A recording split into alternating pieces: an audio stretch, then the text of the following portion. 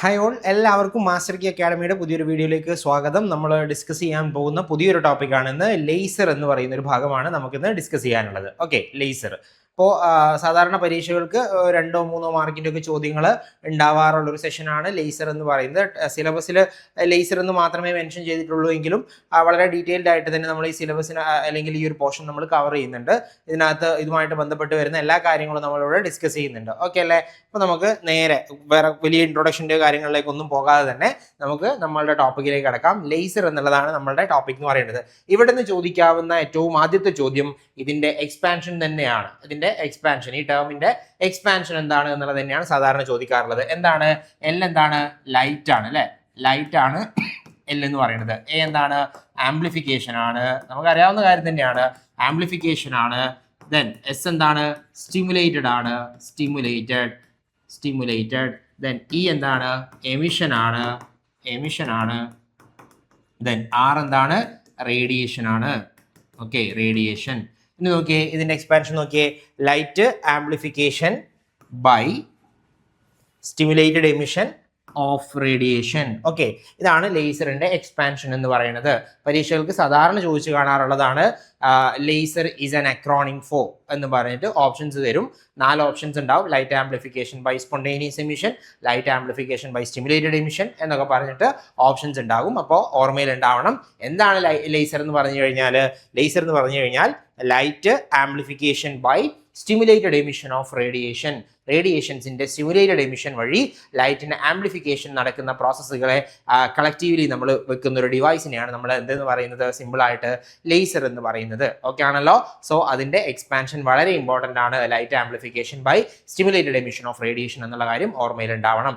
Okay അല്ലേ? Then അങ്ങനെയാണെങ്കിൽ നമുക്ക് ഇതിൻ്റെ ചെറിയൊരു ഹിസ്റ്ററി, വളരെ ബ്രീഫായിട്ട് നമ്മൾ അതിൻ്റെ ഒരു ഹിസ്റ്ററിയിലേക്ക് പോവാണ്. അപ്പോൾ ഫസ്റ്റ് പോയിന്റ് നോക്കിയേ, the word laser is the acronym for light amplification by stimulated emission of radiation. അല്ലെ? ലേസർ എന്ന് പറഞ്ഞാൽ എന്താണ് എന്നുള്ളത് ഓർമ്മയിൽ ഉണ്ടാവണം. Light amplification by stimulated emission of radiation എന്നുള്ളതാണ്. ഓക്കെ, ദെൻ നോക്കിയേ, laser is a photonic device. എന്താണ് ലേസർ എന്നുള്ളതാണ് നമ്മൾ നോക്കുന്നത്. Laser is a photonic device to produce intense monochromatic coherent and unidirectional beam of light. അതായത് ലേസറിന്റെ പരിപാടി എന്താ? എന്തിനാണ് ലേസർ ഉപയോഗിക്കുന്നത്? ലേസർ എന്ന് പറയുന്നത് basically it's A photonic device. ഒരു ഫോട്ടോണിക് ഡിവൈസ് ആണ് ലേസർ എന്ന് പറയുന്നത്. അതായത് ലൈറ്റിന് ഉപയോഗിച്ചിട്ട് വർക്ക് ചെയ്യുന്ന ഒരു ഡിവൈസ് ആണ് ലേസർ ഉപയോഗിച്ച് വർക്ക് ചെയ്യുന്ന ഒരു ഡിവൈസ് ആണ് ലേസർ എന്ന് പറയുന്നത്. അപ്പൊ ആ ലേസറിന്റെ ഉപയോഗങ്ങൾ അല്ലെങ്കിൽ അവിടെ പ്രൊഡ്യൂസ് ചെയ്യപ്പെടുന്ന ബീമിന്റെ ഫീച്ചേഴ്സ് എന്തൊക്കെയാണെന്നുള്ളതാണ് ഇവിടെ പറയുന്നത്. ഒന്നെന്താണ്? ഇന്റൻസ് ബീമാണ്. അതായത് നമുക്ക് പറയാം ഹൈ ഇന്റൻസിറ്റി ഉണ്ട്. അവിടെ പ്രൊഡ്യൂസ് ചെയ്യപ്പെടുന്ന ബീമിന്റെ ഫീച്ചറുകളാണ് ഈ പറയുന്നത് അല്ലെ. ഹൈ ഇന്റൻസിറ്റി അല്ലെങ്കിൽ വളരെ ഇന്റൻസീവ് ആയിട്ടുള്ള ബീമാണ് അവിടെ പ്രൊഡ്യൂസ് ചെയ്യപ്പെടുന്നത് എന്ന് നമുക്ക് പറയാൻ പറ്റും. അടുത്തെന്താണ്? മോണോക്രോമാറ്റിക് ആണ്. സോ മോണോക്രോമാറ്റിസിറ്റി എന്ന് പറയുന്നതും എന്താണ്? നമ്മളുടെ പ്രൊഡ്യൂസ് ചെയ്യപ്പെടുന്ന ബീമിന്റെ ഒരു ഫീച്ചറാണ്. മോണോക്രോമാറ്റിക് ആണ് എന്ന് നമുക്ക് പറയാൻ പറ്റും. ഓക്കെ, അടുത്ത എന്താ? അടുത്ത് നോക്കിയേ, കൊഹിറന്റ് ആണ് അല്ലെ. കൊഹിറന്റ് ആണ് അടുത്ത അതിന്റെ ഫീച്ചർ എന്ന് പറയുന്നത്. കൊഹിറന്റ് ആണ്. ദെൻ നോക്കിയേ, യൂണിഡയറക്ഷണൽ. Okay, unidirectional. അപ്പോ ഈ 4 കാര്യങ്ങൾ അല്ലെ, ഈ 4 കാര്യങ്ങൾ എന്താണ്? നമുക്ക് പ്രൊഡ്യൂസ് ചെയ്യപ്പെടുന്ന ലേസർ ബീമിന്റെ ഫീച്ചറുകളാണ്. ഓക്കെ, ഒരു ലേസർ ബീം പ്രൊഡ്യൂസ് ചെയ്യുന്നുണ്ട് എങ്കിൽ ആ ലേസർ ബീമിന്റെ പ്രത്യേകതകൾ എന്തൊക്കെയാണ് എന്നുള്ളത് ചോദിക്കാം. യൂണിഡയറക്ഷണൽ ആണ്, ഹൈ ഇന്റൻസീവ് ആണ്, മോണോക്രോമാറ്റിക് ആണ്, കൊഹിറന്റ് ആണ്. ഇതിൽ തന്നെ ഏറ്റവും പ്രധാനമായിട്ട് ഓർത്തിരിക്കേണ്ട ഒരു കാര്യം എന്ന് പറയുന്നത് ഈ യൂണിഡയറക്ഷണൽ എന്നുള്ളതാണ്. യൂണിഡയറക്ഷണൽ ഇത് നമ്മുടെ ലേസറിന് മാത്രം ഉണ്ടാവുന്ന ഒരു ഫീച്ചറാണ്.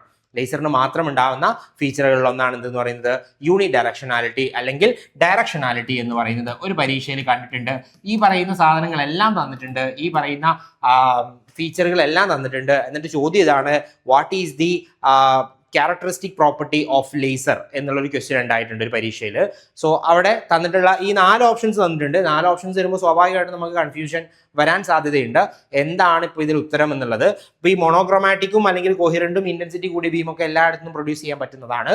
പക്ഷേ യൂണി ഡയറക്ഷണൽ ആയിട്ടുള്ള ബീമുകൾ പ്രൊഡ്യൂസ് ചെയ്യപ്പെടുക എന്നുള്ളത് അല്ലെങ്കിൽ ഡയറക്ഷനാലിറ്റി എന്ന് പറയുന്ന ഒരു ഫീച്ചർ ആർക്ക് മാത്രമുള്ളതാണ്? നമ്മുടെ ലേസറിന് മാത്രം ഉള്ളതാണ് എന്ന കാര്യം ഓർത്തിരുന്നുള്ളൂ കേട്ടോ. സോ യൂണി ഡയറക്ഷണൽ ആണ്, അതുപോലെ തന്നെ ഹൈ ഇന്റൻസീവ് ആണ്, അതുപോലെ മോണോക്രോമാറ്റിക് ആണ്, കൊഹിറന്റ് ആണ്. അങ്ങനെയുള്ള ബീമുകളെ അല്ലെങ്കിൽ അങ്ങനെയുള്ള ലൈറ്റ് ബീമുകളെ പ്രൊഡ്യൂസ് ചെയ്യാൻ വേണ്ടി ഉപയോഗിക്കുന്ന ഫോട്ടോണിക് ഡിവൈസ് ആണ് എന്തെന്ന് പറയുന്നത് ലേസർ എന്ന് പറയുന്നത്. ഓക്കെ ആണല്ലോ. ദെൻ അടുത്ത പോയിന്റ് നോക്കിയേ. They are based on the amplification of light by stimulated emission of radiation of atoms or molecules. എങ്ങനെയാണ് ഇത് വർക്ക് ചെയ്യുന്നത്? They are based on the amplification of light by stimulated emission of radiation of atoms or molecules. ആറ്റംസിന്റെയോ മോളിക്യൂൾസിന്റെയോ stimulated emission വഴി, that is the important point here. What is the working principle of laser? കഴിഞ്ഞ 2-3 വർഷത്തെ set എക്സാമിന്റെ question paper എടുത്തു കഴിഞ്ഞാൽ അതിനകത്ത് ഒരു ചോദ്യം എന്തായാലും ഉണ്ടാകും. What is the working principle of laser or laser works on which principle? താഴെ തന്നിട്ടുള്ളതിൽ ഏത് പ്രിൻസിപ്പിളിന്റെ ബേസിസിലാണ് ലേസർ വർക്ക് ചെയ്യുന്നത് എന്നുള്ള ക്വസ്റ്റ്യൻ കഴിഞ്ഞ 2 വർഷത്തെ 3 വർഷത്തെ സെറ്റിന്റെ ക്വസ്റ്റ്യൻ പേപ്പർ എടുത്തു കഴിഞ്ഞാൽ ഒരു ചോദ്യമെങ്കിലും ആ ഭാഗത്ത് നിന്ന് ഉണ്ടാവാറുണ്ട്. സോ എന്താണ് ലേസർ എന്ന് പറഞ്ഞു കഴിഞ്ഞാൽ? ലേസർ എന്ന് പറഞ്ഞു കഴിഞ്ഞാൽ നമ്മൾ അതിന്റെ എക്സ്പാൻഷൻ പറഞ്ഞു, light amplification by stimulated emission of radiation. എന്താണ് സ്റ്റിമുലേറ്റഡ് എമിഷൻ ഓഫ് റേഡിയേഷൻ എന്നുള്ളത് നമ്മൾ നോക്കുന്നുണ്ട്. സോ സ്റ്റിമുലേറ്റഡ് എമിഷൻ ആണ് എന്തെന്ന് പറയുന്നത് നമ്മുടെ ലേസറിന്റെ വർക്കിംഗ് പ്രിൻസിപ്പിൾ എന്ന് പറയുന്നത്. ഇമ്പോർട്ടന്റ് ആണ്. ലേസറിന്റെ വർക്കിംഗ് പ്രിൻസിപ്പിൾ എന്ന് പറയുന്നത് എന്താണ്? സ്റ്റിമുലേറ്റഡ് എമിഷൻ ആണ്. സ്റ്റിമുലേറ്റഡ് എമിഷൻ വഴിയാണ് ലേസിംഗ് ആക്ഷൻ നടക്കുന്നത്. ലേസിംഗ് ആക്ഷൻ നടക്കുന്നത് സ്റ്റിമുലേറ്റഡ് എമിഷൻ വഴിയാണ്. ഓക്കെ അല്ലേ? അപ്പോ they are based on the amplification of light by stimulated emission. Okay, stimulated emission of radiation of atoms or molecules. Stimulated emission വഴിയാണ് ഈ പറയുന്ന process നടക്കുന്നത്, അല്ലെങ്കിൽ ലൈറ്റ് ആംപ്ലിഫിക്കേഷൻ നടക്കുന്നത് എന്ന കാര്യം ഓർത്ത് വെച്ചോളാം. ഇമ്പോർട്ടന്റ് ആണ്. ഓക്കെ ആണല്ലോ. ദെൻ അങ്ങനെയാണെങ്കിൽ അടുത്ത് നോക്കിയേ. 1917 in 1917 Einstein predicted the possibility of stimulated emission. Stimulated emission എന്ന് പറയുന്ന ഒരു പ്രതിഭാസം നടക്കാനുള്ള സാധ്യതകളെ കുറിച്ച് ആരാണ് ആദ്യമായിട്ട് പ്രെഡിക്റ്റ് ചെയ്തിട്ടുണ്ടായിരുന്നത്? 1917 ആൽബർട്ട് ഐൻസ്റ്റൈൻ ആയിരുന്നു പ്രപ്പോസ് ചെയ്തിട്ടുണ്ടായിരുന്നത്. ഫോട്ടോ ഇലക്ട്രിക് എഫക്റ്റ് ഒക്കെ ആയിട്ട് ബന്ധപ്പെട്ടിട്ടുള്ള എക്സ്പെരിമെന്റ്സ് നടക്കുന്നതിന്റെ ഭാഗമായിട്ട് അദ്ദേഹം കണ്ടെത്തിയിട്ടുള്ള ഒരു വലിയ റിസൾട്ട് ആയിരുന്നു എന്തെന്ന് പറയുന്നത് സ്റ്റിമുലേറ്റഡ് എമിഷൻ എന്ന് പറയുന്ന ഒരു കാര്യം. അപ്പൊ ആ സ്റ്റിമുലേറ്റഡ് എമിഷൻ വഴിയാണ് ഈ ലേസിംഗ് ആക്ഷൻ നടക്കുന്നത് എന്ന് പിന്നീടാണ് നമ്മൾ കണ്ടുപിടിച്ചിട്ടുണ്ടായിരുന്നത്. അപ്പോൾ സ്റ്റിമുലേറ്റഡ് എമിഷൻ എന്ന് പറയുന്ന ഒരു ഒരു ഫിനോമിന അല്ലെങ്കിൽ ഒരു പ്രിൻസിപ്പിള് ആരാണ് പ്രപ്പോസ് ചെയ്തത്? ആൽബർട്ട് ഐൻസ്റ്റൈൻ ആയിരുന്നു. 1917 അദ്ദേഹം അത് പ്രപ്പോസ് ചെയ്തിട്ടുണ്ടായിരുന്നത്. ദെൻ അതിനുശേഷം 1954 1954 ആയ സമയത്തേക്ക് CH ടോവൻസ് എന്ന് പറയുന്ന സയന്റിസ്റ്റും അദ്ദേഹത്തിന്റെ കോവർക്കേഴ്സും കൂടി ആദ്യമായിട്ട് എന്തിനെ ഡിസൈൻ ചെയ്തു? മെയ്സറിനെ ഡിസൈൻ ചെയ്തു. മെയ്സർ. ഓക്കെ, നമ്മൾ പഠിക്കുന്നത് ലേസർ ആണ്, പക്ഷെ ഇവിടെ എന്താണ്? മെയ്സർ ആയിരുന്നു ഏറ്റവും ആദ്യം ഡിസൈൻ ചെയ്തിട്ടുണ്ടായിരുന്നത് 1954 ആദ്യമായിട്ട് മെയ്സർ എന്ന് പറയുന്ന ഒരു ഡിവൈസ് ഡിസൈൻ ചെയ്തിട്ടുള്ളത്. എന്താണ് മെയ്സർ എന്ന് പറഞ്ഞാൽ? ലൈറ്റ് ആംപ്ലിഫിക്കേഷൻ ആണല്ലോ ഇവിടെ ഉണ്ടായിരുന്നത്.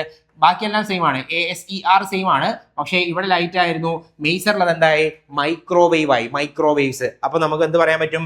Maser is microwave amplification. Okay, microwave amplification by stimulated emission of radiation എന്ന് പറയാൻ പറ്റും. ഓക്കെ ആണല്ലോ.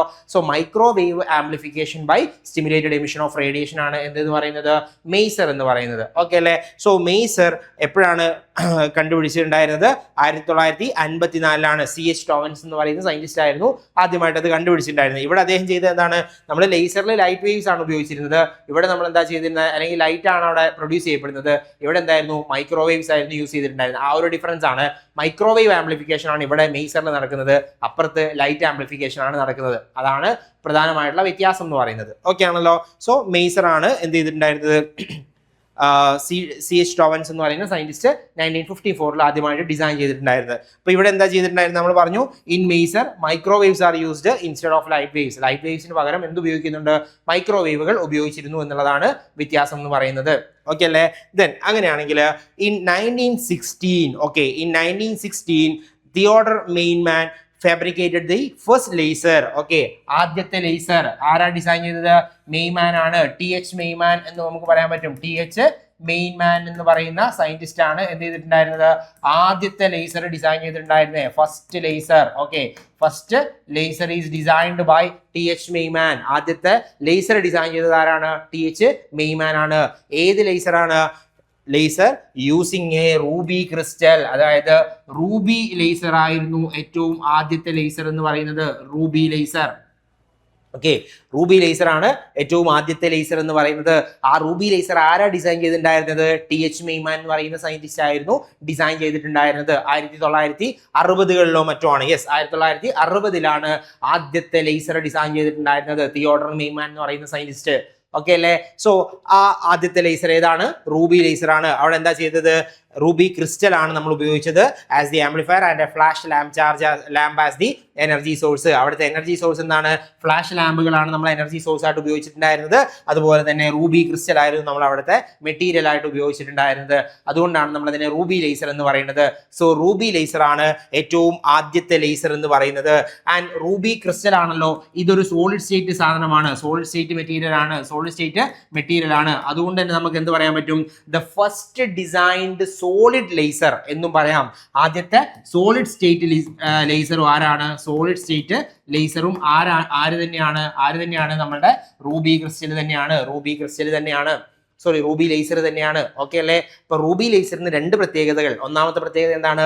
ആദ്യത്തെ ലേസർ, ഫസ്റ്റ് ഡിസൈൻ ചെയ്തിട്ടുള്ള ലേസർ ആണ് എന്ന് പറയുന്നത് റൂബി ലേസർ എന്ന് പറയുന്നത്. ഫസ്റ്റ് ഡിസൈൻഡ് സോളിഡ് സ്റ്റേറ്റ് ലേസറും ആര് തന്നെയാണ്? നമ്മുടെ റൂബി ലേസർ തന്നെയാണ്. ആരാ ഡിസൈൻ ചെയ്തിട്ടുണ്ടായിരുന്നത്? TH മെയ്മാൻ എന്ന് പറയുന്ന സയന്റിസ്റ്റ് ആയിരുന്നു. ഓക്കെ അല്ലേ? ദെൻ നോക്കുക, the first laser, okay important ആണ്. The first laser ever developed was a solid state laser known as the ruby laser. ഏറ്റവും ആദ്യമായിട്ട് ഡിസൈൻ ചെയ്തിട്ടുള്ള ലേസർ അതെന്താണ്? ഒരു സോളിഡ് സ്റ്റേറ്റ് ലേസർ ആയിരുന്നു. ആ സോളിഡ് സ്റ്റേറ്റ് ലേസർ എന്ന് പറയുന്നത് ആരായിരുന്നു? അത് റൂബി ലേസർ ആയിരുന്നു. Ruby laser. ഇനി നോക്കുക, ആദ്യത്തെ ഗ്യാസ് ലേസർ ഇമ്പോർട്ടന്റ് ആണ്. ആദ്യത്തെ സോളിഡ് സ്റ്റേറ്റ് ലേസർ നമ്മൾ പറഞ്ഞു റൂബി ലേസർ ആണ്. എന്നാൽ ആദ്യത്തെ ഗ്യാസ് ലേസർ നമ്മൾ നേരത്തെ സോളിഡ് സ്റ്റേറ്റിലുള്ള റൂബി ക്രിസ്റ്റൽ ആയിരുന്നു ഉപയോഗിച്ചിട്ടുണ്ടായിരുന്നത്. അതിന് പകരം ഗ്യാസ് സ്റ്റേറ്റിലുള്ള മെറ്റീരിയൽസ് നമ്മൾ ഉപയോഗിച്ചിട്ട് ലേസിംഗ് ആക്ഷന് അവിടെ പോസിബിലിറ്റീസ് ഉണ്ടോ എന്ന് നമ്മൾ അനലൈസ് ചെയ്യുന്നു. അങ്ങനെ നമ്മൾ ലേസർ ഡിസൈൻ ചെയ്യുന്നു. അപ്പോൾ ആദ്യത്തെ ഗ്യാസ് ലേസർ എന്ന് പറയുന്നത് എന്താണ്? ഹീലിയം നിയോൺ ലേസർ ആണ്. The first designed gas laser ഏതാണ്? ഹീലിയം നിയോൺ ലേസർ ആണ്. ആരാ ഡിസൈൻ ചെയ്തത്? അലി ജവാൻ എന്ന് പറയുന്ന സയന്റിസ്റ്റ് ആണ്.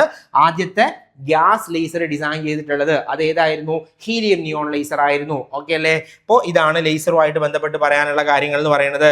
അപ്പോൾ ഈ പറഞ്ഞതിൽ നിന്ന് ഓർത്തിരിക്കേണ്ടുന്ന കാര്യങ്ങൾ, ഒന്ന്, ലേസർ എന്താണ് അല്ലെങ്കിൽ അതിന്റെ എക്സ്പാൻഷൻ എന്താണ് എന്ന് അറിഞ്ഞിരിക്കണം. എന്താണ്? Light amplification by stimulated emission of radiation. Okay, stimulated emission of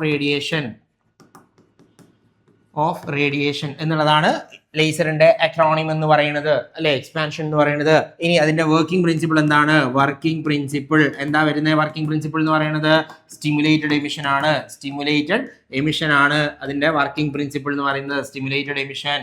then ആദ്യത്തെ ലേസർ എന്തായിരുന്നു? ഫസ്റ്റ് ലേസർ ആരാ കണ്ടുപിടിച്ചത്? ഫസ്റ്റ് ലേസർ കണ്ടുപിടിച്ചത് TH മെയ്മാൻ എന്ന് പറയുന്ന സയന്റിസ്റ്റ് ആയിരുന്നു, അല്ലെ? TH മെയ്മാൻ എന്ന് പറയുന്ന സയന്റിസ്റ്റ് ആയിരുന്നു ആദ്യത്തെ ലേസർ കണ്ടുപിടിച്ചിട്ടുണ്ടായിരുന്നത്. തിയോഡർ മെയ്മാൻ എന്ന് പറയുന്ന സയന്റിസ്റ്റ് ആണ് ഏറ്റവും ആദ്യത്തെ ലേസർ കണ്ടുപിടിച്ചിട്ടുണ്ടായിരുന്നത്. അത് ഏത് ലേസർ ആയിരുന്നു? അത് റൂബി ലേസർ ആയിരുന്നു. ഫസ്റ്റത്തെ ലേസർ എന്ന് പറയുന്നത് റൂബി ലേസർ ആണ്. അതെന്താണ്? ഒരു സോളിഡ് സ്റ്റേറ്റ് ലേസർ ആയിരുന്നു. അപ്പോൾ ഫസ്റ്റത്തെ ലേസറും അതുപോലെ തന്നെ ഫസ്റ്റത്തെ സോളിഡ് സ്റ്റേറ്റ് ലേസറും എന്ത് തന്നെയാണ്? നമ്മുടെ റൂബി ലേസർ തന്നെയാണ്. ഇനി ആദ്യത്തെ ഗ്യാസ് ലേസർ, ആദ്യത്തെ ഗ്യാസ് ലേസർ ഏതായിരുന്നു? അത് ഹീലിയം നിയോൺ ലേസർ ആണ്. ആദ്യത്തെ ഗ്യാസ് ലേസർ എന്ന് പറയുന്നത് ആരാ കണ്ടുപിടിച്ചിട്ടുണ്ടായിരുന്നത്? അലി ജവാൻ എന്ന് പറയുന്ന സയന്റിസ്റ്റ് ആണ് അത് കണ്ടുപിടിച്ചിട്ടുണ്ടായിരുന്നത്. പിന്നെ ഇവിടെ സ്റ്റിമുലേറ്റഡ് എമിഷൻ ആരാണ് പ്രപ്പോസ് ചെയ്തിട്ടുണ്ടായിരുന്നത്? ആൽബർട്ട് ഐൻസ്റ്റൈൻ ആണ് പ്രപ്പോസ് ചെയ്തിട്ടുണ്ടായിരുന്നത്. ഇത്രയും കാര്യങ്ങളാണ് ഏറ്റവും പ്രധാനമായിട്ട് ഈ പറഞ്ഞ കാര്യങ്ങളിൽ നിന്ന് ഓർത്തിരിക്കേണ്ടത്. ഓക്കെ അല്ലേ? ഇത്രയും സെറ്റ് അല്ലേ? ലേസറുമായിട്ട് ബന്ധപ്പെട്ടിട്ടുള്ള കാര്യങ്ങളാണ്.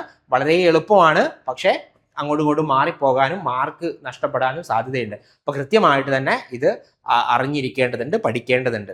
ഓക്കെ അല്ലേ? ഓക്കെ, ദെൻ അങ്ങനെയാണെങ്കിൽ നമുക്ക് നോക്കാം ലേസർ എന്ന് പറഞ്ഞാൽ എന്താണ്? Laser light amplification by stimulated emission of radiation ആണല്ലോ. laser is a device that produces highly intense monochromatic coherent and directional beam of light through the process of stimulated emission. laser emits highly energetic and concentrated beam, അല്ലേ? highly energetic ആയിട്ടുള്ള concentrated ആയിട്ടുള്ള beam of light ആണ്, which is capable of interacting strongly with materials at both short and long ranges. എങ്ങനെയാണ്? വലിയ രീതിയിലുള്ള intensive ആയിട്ടുള്ള energetic ആയിട്ടുള്ള ബീമുകളാണ് ഇവിടുന്ന് പ്രൊഡ്യൂസ് ചെയ്യപ്പെടുന്നത്. ആ ബീമുകൾക്ക് എന്തുമായി ഇന്ററാക്ട് ചെയ്യാനുള്ള പിന്നെ കേപ്പബിലിറ്റി ഉണ്ട്?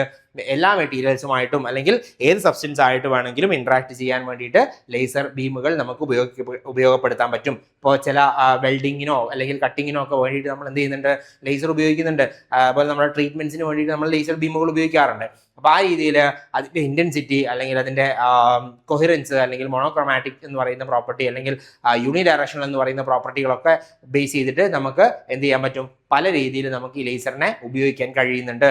ഓക്കെ, അപ്പോൾ ആ ഒരു കാര്യം ഓർത്തിരിക്കുക. അതിനെന്ത് ചെയ്യാൻ പറ്റും, ലേസർ ഹൈലി എനർജറ്റിക് ആയിട്ടുള്ള കോൺസെൻട്രേറ്റഡ് ആയിട്ടുള്ള ബീം ഓഫ് ലൈറ്റ് ആണ് പ്രൊഡ്യൂസ് ചെയ്യുന്നത്. അതുകൊണ്ട് തന്നെ അതിനെന്ത് ചെയ്യാൻ പറ്റും, വളരെ സ്ട്രോങ് ആയിട്ട് തന്നെ മെറ്റീരിയൽസുമായിട്ട് ഇന്ററാക്ട് ചെയ്യാൻ കഴിയുന്നുണ്ട്. അപ്പോൾ അങ്ങനെ ഇന്ററാക്ട് ചെയ്യാൻ കഴിയുന്നത് കൊണ്ട് തന്നെ ഇതിനെന്തുണ്ട്, ഒരു വൈഡ് റേഞ്ച് ഓഫ് ആപ്ലിക്കേഷൻ ഉണ്ട് എന്നുള്ള കാര്യം ഓർത്തിരുന്നോളാം. Okay, wide range of application ഉണ്ട് എന്ന കാര്യം ഓർമ്മയിൽ വെച്ചോളാം. ഓക്കെ ആണല്ലോ. ഇതാണ് ലേസറുമായിട്ട് ബേസിക് ആയിട്ട് പറയാനുള്ള കാര്യങ്ങൾ എന്ന് പറയുന്നത്. ആദ്യത്തെ സോളിഡ് സ്റ്റേറ്റ് ലേസർ, ആദ്യത്തെ ഗ്യാഷ്യസ് ലേസർ ഏതാണ് എന്നുള്ളതൊക്കെ ഓർമ്മയിൽ ഉണ്ടാവണം. ഓക്കെ അല്ലേ? ദെൻ അങ്ങനെയാണെങ്കിൽ ഓക്കെ, അപ്പോൾ നമുക്ക് ബാക്കി നോക്കാം.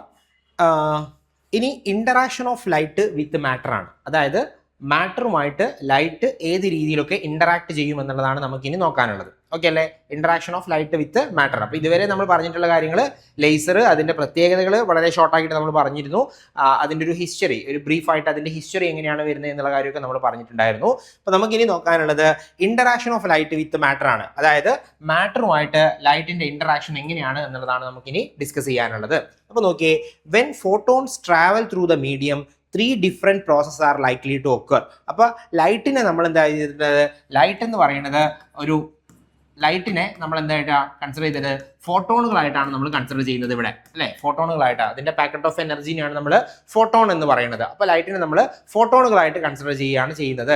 അങ്ങനെ ഫോട്ടോണുകളായിട്ട് കൺസിഡർ ചെയ്യുമ്പോൾ എന്താണ് സംഭവിക്കുന്നത് എന്നുള്ളതാണ് നമ്മളിവിടെ പറയുന്നത്. ലൈറ്റ് അല്ലെങ്കിൽ ഫോട്ടോണുകളും, അതായത് ഈ പറയുന്ന ഫോട്ടോണുകളും മാറ്ററും തമ്മിൽ ഇന്ററാക്ട് ചെയ്യുമ്പോൾ എന്ത് ചേഞ്ച് ആണ് സംഭവിക്കുന്നത് എന്നുള്ളതാണ് നമുക്ക് ഇവിടെ ഡിസ്കസ് ചെയ്യാനുള്ളത്. ഇപ്പോൾ 3 ഡിഫറെൻറ്റ് പ്രോസസ്സുകളാണ് ഇവിടെ നടക്കാൻ സാധ്യത എന്ന് പറയുന്നത്. ഓക്കെ, 3 ഡിഫറെൻറ്റ് പ്രോസസ്സുകളാണ് ഇവിടെ നടക്കാൻ സാധ്യത എന്നാണ് നമ്മൾ ജനറലി പറയുന്നത്. അപ്പോൾ ആ പ്രോസസ്സുകൾ ഏതൊക്കെയാണ്? ഒന്നാമത്തെ പ്രോസസ്സ് അബ്സോർപ്ഷൻ ആണ്. ഓക്കെ, അബ്സോർപ്ഷൻ നടക്കാം. രണ്ടാമത് എന്ത് നടക്കാം? സ്പോണ്ടേനിയസ് എമിഷൻ നടക്കാം. ഓക്കെ, അബ്സോർപ്ഷൻ നടക്കാം, സ്പോണ്ടേനിയസ് എമിഷൻ നടക്കാം. മൂന്നാമത്തെ എന്താണ്? സ്റ്റിമുലേറ്റഡ് എമിഷൻ നടക്കാം.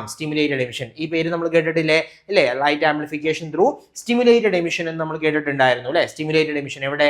ലേസറിന്റെ വർക്കിംഗ് പ്രിൻസിപ്പിൾ. അപ്പോൾ ഈ പറയുന്ന 3 പ്രോസസ്സുകൾ നടക്കാൻ സാധ്യതയുണ്ട്. എപ്പോഴാണ് നടക്കുന്നത്? ലൈറ്റും മാറ്ററുമായിട്ട് ഇന്ററാക്ട് ചെയ്യുമ്പോൾ. ലൈറ്റിനെ നമ്മൾ ഇവിടെ ഫോട്ടോണുകളായിട്ടാണ് നമ്മൾ കൺസിഡർ ചെയ്യുന്നത്. അപ്പോൾ ആ രീതിയിൽ ഇന്ററാക്ഷൻ നടക്കുമ്പോൾ ഒന്നാമത്തെ ആൾ ആരാണ്? അബ്സോർപ്ഷൻ ആണ് ഒന്നാമത്തെ ആൾ എന്ന് പറയുന്നത്. അബ്സോർപ്ഷൻ നടക്കുമ്പോൾ എന്താണ് സംഭവിക്കുന്നത്? when an atom is in a lower energy level E1 and a photon with the energy h nu hits it, the atom absorb that photon. എന്താ സംഭവിക്കുന്നത്? നമുക്ക് എനർജി ലെവലുകൾ ഉണ്ടെന്ന് അറിയാലോ. ഓരോ പാർട്ടിക്കിൾസിനും അല്ലെങ്കിൽ ഓരോ ആറ്റത്തിനും എന്തുണ്ടാവാം? എനർജി ലെവലുകൾ ഉണ്ടെന്ന് നമുക്കറിയാം. അപ്പോൾ ഗ്രൗണ്ട് എനർജി ലെവലില് അല്ലെങ്കിൽ ലോവർ എനർജി ലെവലില് അതിന്റെ എനർജി ലെവലിനെ ഞാൻ E1 എന്നാണ് ഡിനോട്ട് ചെയ്യുന്നതെന്ന് കരുതുക. ഓക്കെ, E1 എനർജി ലെവലുള്ള ഗ്രൗണ്ട് എനർജി ലെവലിൽ ഒരു പാർട്ടിക്കിൾ ഉണ്ട് അല്ലെങ്കിൽ ആറ്റം ഉണ്ടെന്ന് അസ്യൂം ചെയ്യുക. അപ്പൊ ഈ ആറ്റത്തിലേക്ക് എന്ത് വരികയാണ്? ഒരു hν എമൗണ്ട് ഉള്ള ഒരു ഫോട്ടോൺ വന്ന് പതിക്കുകയാണെന്ന് വിചാരിക്കുക. കരുതുക. അപ്പൊ എന്താ സംഭവിക്കുക? ഈ ആറ്റം ഈ വരുന്ന എനർജി ഉണ്ടല്ലോ ഫോട്ടോണിനെ, ആ ഫോട്ടോണിന്റെ എനർജി അബ്സോർബ് ചെയ്തിട്ട് അത് എങ്ങടേക്ക് പോകും? എക്സൈറ്റഡ് എനർജി ലെവലിലേക്ക്, മുകളിലേക്ക് അത് പോകും. അപ്പോൾ ആ വരുന്ന എനർജി അബ്സോർബ് ചെയ്തുകൊണ്ട്, ഓക്കെ, അതുകൊണ്ടാണ് നമ്മളിതിനെ അബ്സോർപ്ഷൻ എന്ന് പറയുന്നത്. ഈ എനർജി അബ്സോർബ് ചെയ്തിട്ട് എന്ത് ചെയ്യാണ്? നമ്മളുടെ വരുന്ന ഫോട്ടോണിന്റെ എനർജി അബ്സോർബ് ചെയ്തിട്ട് നമ്മുടെ ആറ്റം എന്ത് ചെയ്യാണ്? എക്സൈറ്റഡ് സ്റ്റേറ്റിലേക്ക് പോവുകയാണ്. അപ്പോൾ നോക്കിയേ, when an atom is in a lower energy level and a photon with the energy hν hits it, the atom absorb that photon. ആ ആറ്റം എന്ത് ചെയ്യാണ്? ആ ഫോട്ടോണിനെ അബ്സോർബ് ചെയ്യും. Okay, the photon disappears and the atom moves to a higher energy level E2. അല്ലെ? E1 നിന്ന് E2യിലേക്ക് എന്ത് ചെയ്യാണ്? നമ്മളുടെ പാർട്ടിക്കിൾ എക്സൈറ്റ് ചെയ്യും by absorbing that photon. അല്ലെങ്കിൽ ആ ഫോട്ടോണിൽ നിന്ന് എനർജി അബ്സോർബ് ചെയ്തിട്ട് എന്ത് ചെയ്യാണ്? നമ്മളുടെ പാർട്ടിക്കിൾ മുകളിലേക്ക് അങ്ങോട്ട് പോവാണ്. ഓക്കെ, ഹയർ എനർജി സ്റ്റേറ്റിലേക്ക് പോവാണ് ചെയ്യുന്നത്. ഓക്കെ അല്ലേ? ആൻഡ് ഇങ്ങനെയുള്ള പ്രോസസ്സിനെയാണ് നമ്മൾ എന്തെന്ന് പറയുന്നത്, അബ്സോർപ്ഷൻ എന്ന് പറയുന്നത്. അതല്ല എങ്കിൽ ഇൻഡ്യൂസ്ഡ് അബ്സോർപ്ഷൻ എന്ന് പറയുന്നത്. ഇൻഡ്യൂസ്ഡ് അബ്സോർപ്ഷൻ അതായത് ഇവിടെ ഒരാൾ നോർമൽ ആയിട്ട് ഗ്രൗണ്ട് സ്റ്റേറ്റിൽ അങ്ങനെ സേഫ് ആയിട്ട് ഇരിക്കുകയാണ്. അപ്പൊ നമ്മൾ എന്ത് ചെയ്യാണ്, ഒരു h എമൗണ്ട് എനർജി അങ്ങടേക്ക് കൊടുക്കുകയാണ്, അല്ലെങ്കിൽ നമ്മൾ എന്ത് ചെയ്യാണ്, ഒരു ലൈറ്റ് റേ അങ്ങടേക്ക് പാസ് ചെയ്യാണ്. ഓക്കെ, ആ ലൈറ്റ് റേനെ നമ്മൾ ഫോട്ടോണുകളായിട്ടാണ് കൺസിഡർ ചെയ്യുന്നത്. ആ ഫോട്ടോണുകൾ വന്ന് പതിക്കുമ്പോൾ ഈ നോർമൽ സ്റ്റേറ്റിൽ വളരെ സേഫ് ആയിട്ട് നിന്ന ആളെന്ത് ചെയ്യാണ്, ഈ എനർജി അബ്സോർബ് ചെയ്തിട്ട് എക്സൈറ്റഡ് സ്റ്റേറ്റിലേക്ക് പോവുകയാണ് ചെയ്യുന്നത്. അങ്ങനെ എക്സൈറ്റഡ് സ്റ്റേറ്റിലേക്ക് പോകുന്നതിനെയാണ് നമ്മൾ എന്തെന്ന് പറയുന്നത്, അബ്സോർപ്ഷൻ എന്ന് പറയുന്നത്. ഓക്കെ, ഇത് നമ്മളുടെ ഡെയിലി ലൈഫുമായിട്ട് വളരെ കണക്റ്റഡ് ആയിട്ടുള്ള ഒരു പ്രോസസ്സാണ്. അതായത് നമ്മളിങ്ങനെ വെറുതെ വളരെ സേഫ് ആയിട്ട് ഇങ്ങനെ ഇരിക്കുന്ന സമയത്ത് ആരെങ്കിലും ഒരാൾ വന്ന് നമ്മളെ മോട്ടറാക്കും. സോ നമ്മൾ അയാളുടെ കൂടെ അങ്ങ് ചാടിപ്പോകും. അതാണ് സംഭവിക്കുന്ന കാര്യം അല്ലേ. നമ്മളിപ്പോൾ എന്താ പറയുക, പ്രത്യേകിച്ച് ജോലിക്കാരൊക്കെ വരുമ്പോൾ ഇപ്പം നമ്മുടെ നാട്ടിൽ ജോലിയൊന്നും സെറ്റായില്ല, അപ്പോൾ വിദേശത്തുള്ള ആളുകൾ പറയും അങ്ങടേക്ക് വായോ എന്ന് പറഞ്ഞ് നമ്മൾ മോട്ടറാക്കും. നമ്മൾ എന്ത് ചെയ്യും, നേരെ വിദേശത്തേക്ക് കടക്കും അല്ലേ. ഇതാണ് അബ്സോർപ്ഷൻ എന്ന് പറയുന്നത്. ഇപ്പോൾ ഗ്രൗണ്ട് എനർജി സ്റ്റേറ്റിലുള്ള ഒരാൾ എന്ത് ചെയ്യാണ്, എക്സൈറ്റഡ് സ്റ്റേറ്റിലേക്ക് പോവുകയാണ് ബൈ അബ്സോർബിങ് ദാറ്റ് ഫോട്ടോൺ. ആ ഫോട്ടോണിനെ അബ്സോർബ് ചെയ്തിട്ട് അയാൾ എന്ത് ചെയ്യാണ്, മുകളിലോട്ട് പോവാണ്. ഈ പ്രോസസ്സിനെയാണ് നമ്മൾ അബ്സോർപ്ഷൻ അല്ലെങ്കിൽ ഇൻഡ്യൂസ്ഡ് അബ്സോർപ്ഷൻ എന്ന് പറയുന്നത്. ഓക്കെ, നോക്കുക, ഇതാണ് അതിൻ്റെ ഒരു ഡയഗ്രമാറ്റിക് വ്യൂ എന്ന് പറയുന്നത്. ഇവിടെ ഒരു ആറ്റം ഉണ്ട്. ഈ ആറ്റം എന്ത് ചെയ്യാണ്, ഒരു ഫോട്ടോൺ വന്ന് ഈ ആറ്റത്തിലേക്ക് പതിക്കുകയാണ്. h എമൗണ്ട് ഓഫ് എനർജി ആണ്. ആ എനർജി അബ്സോർബ് ചെയ്തിട്ട് അയാൾ എങ്ങടേക്ക് പോകും, മുകളിലേക്ക് എക്സൈറ്റഡ് സ്റ്റേറ്റിലേക്ക് പോകും. അതിനെയാണ് നമ്മൾ അബ്സോർപ്ഷൻ അല്ലെങ്കിൽ ഇൻഡ്യൂസ്ഡ് അബ്സോർപ്ഷൻ എന്ന് പറയുന്നത്. Induced absorption. ഓക്കെ അല്ലേ, ഇൻഡ്യൂസ്ഡ് അബ്സോർപ്ഷൻ എന്ന് പറയുന്നത്. ഓക്കെ ആണല്ലോ. ദെൻ അങ്ങനെയാണെങ്കിൽ അതിനെ നമ്മൾ മാത്തമാറ്റിക്കലി എക്സ്പ്രസ് ചെയ്യുന്ന ഈ രീതിയിലാണ്. എ എന്ന് പറയുന്ന ഒരാറ്റം, ഓക്കെ, എ എന്ന് പറയുന്ന ഒരു ആറ്റത്തിനകത്തേക്ക് ആര് വരികയാണ്, h എമൗണ്ട് എനർജി വരികയാണ്, അല്ലെങ്കിൽ ഫോട്ടോൺ വരികയാണ്. അതെങ്ങടേക്ക് പോകും, എക്സൈറ്റഡ് സ്റ്റേറ്റിലേക്ക്, എ സ്റ്റാർ. ഓക്കെ, എക്സൈറ്റഡ് സ്റ്റേറ്റിലേക്ക് പോകും. അതാണ് നമ്മളിവിടെ എഴുതിയിട്ടുള്ളത്. ഓക്കെ, എ എന്ന് പറയുന്ന ഒരാറ്റം അതിന് h എമൗണ്ട് എനർജി സ്വീകരിച്ചിട്ട് അതെന്ത് ചെയ്യാണ്, എ സ്റ്റാർ ആയി മാറും. എ സ്റ്റാർ എന്ന് പറഞ്ഞാൽ ഇത്രയേ ഉള്ളൂ. എക്സൈറ്റഡ് സ്റ്റേറ്റിനെ കാണിക്കാൻ വേണ്ടിയിട്ടാണ് നമ്മൾ എ സ്റ്റാർ എന്ന് ഉപയോഗിക്കുന്നത് കേട്ടോ. എക്സൈറ്റഡ് സ്റ്റേറ്റിനെ ഡിനോട്ട് ചെയ്യാൻ വേണ്ടിയിട്ടാണ് നമ്മൾ എ സ്റ്റാർ ഉപയോഗിക്കുന്നത്. സോ എ സ്റ്റാർ അല്ലെങ്കിൽ അതിന്റെ എക്സൈറ്റഡ് സ്റ്റേറ്റിലേക്ക് അത് പോകുമെന്ന് നമുക്ക് മനസ്സിലാക്കാൻ പറ്റും. ഓക്കെ ആണല്ലോ. ദെൻ അങ്ങനെയാണെങ്കിൽ ഇവിടുത്തെ എനർജി നോക്കിയേ. ഗ്രൗണ്ട് എനർജി ലെവലിലെ എനർജി എന്ന് പറയുന്നത് E1 ആണെന്ന് നമ്മൾ പറഞ്ഞു അല്ലെ. ഇവിടെ എനർജി ലെവലിൽ എനർജി എന്ന് പറയുന്നത് E1 ആണ്. ആ E1 നിന്ന് E2ലേക്കാണ് പോകുന്നത്. അപ്പോൾ എന്താണ് E1 E2ലേക്ക് പോകുന്നത്, എങ്ങനെയാണ്, h എമൗണ്ട് എനർജി സ്വീകരിച്ചിട്ടാണ് പോകുന്നത് അല്ലെ. അപ്പോൾ E1 plus h gives E2 എന്ന് നമുക്ക് പറയാൻ പറ്റും അല്ലെ. E1 plus h gives E2 എന്ന് നമുക്ക് പറയാൻ പറ്റും. അങ്ങനെയാണെങ്കിൽ നമുക്ക് എന്ത് പറയാം, E2 minus E1. Okay, E2 minus E1 equal to h എന്ന് പറയാൻ പറ്റും. E2 minus E1 equal to h എന്ന് നമുക്ക് പറയാൻ പറ്റും. E2 മൈനസ് E1 അതായത് ഈ രണ്ട് എനർജി ലെവലുകൾക്കിടയിലുള്ള എനർജി ഡിഫറൻസ് എന്ന് പറയുന്നത് എന്തിന് ഈക്വൽ ആയിരിക്കും, ഇവിടെ അക്വയർ ചെയ്തിട്ടുള്ള എനർജിക്ക്, അതായത് h ഈക്വൽ ആണ് എന്ന് നമുക്ക് പറയാൻ പറ്റും. Okay, E2 minus E1 equal to E2 minus E1 equal to h എന്ന് നമുക്ക് പറയാൻ പറ്റും. h എന്ന് നമുക്ക് പറയാൻ പറ്റും. Where h is known as Planck's constant അല്ലെ. h എന്ന് പറയുന്നത് പ്ലാങ്ക്സ് കോൺസ്റ്റന്റ് ആണ്. ന്യൂ എന്ന് പറഞ്ഞാൽ എന്താണ്, ആ ഇൻസിഡന്റ് റേഡിയേഷന്റെ ഫ്രീക്വൻസി ആണ്. അങ്ങനെയാണെങ്കിൽ നമുക്ക് ഈ പ്ലാങ്ക്സ് കോൺസ്റ്റന്റിന്റെ വാല്യൂ എന്ന് പറയുന്ന ഒരു കോൺസ്റ്റന്റ് ആണ് അല്ലെ. അപ്പൊ നമുക്ക് ഇവിടുന്ന് ഇങ്ങനെ എഴുതിക്കൂടെ, E2 minus E1 equal to h ആണ്.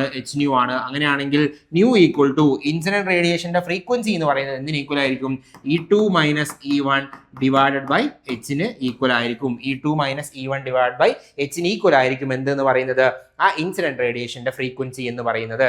ഓക്കെ അല്ലേ. ദെൻ അങ്ങനെയാണെങ്കിൽ the number of absorption transition, okay, ഇവിടെ പ്രധാനമായിട്ട് ഓർത്തിരിക്കേണ്ട ഒരു കാര്യമാണ്, the number of absorption transition occurring in the material at any instant are proportional to the number of atoms in the ground energy level or lower energy level and the density of photon in the incident beam. അതായത് നോക്കുക, ഇവിടെ ഒരു particle ഉണ്ടെന്ന് വിചാരിക്കുക, ഒരാറ്റേ ഉള്ളൂ ground സ്റ്റേറ്റിൽ, ഒരാറ്റമാണ് ഉള്ളത് എന്ന് കരുതുക.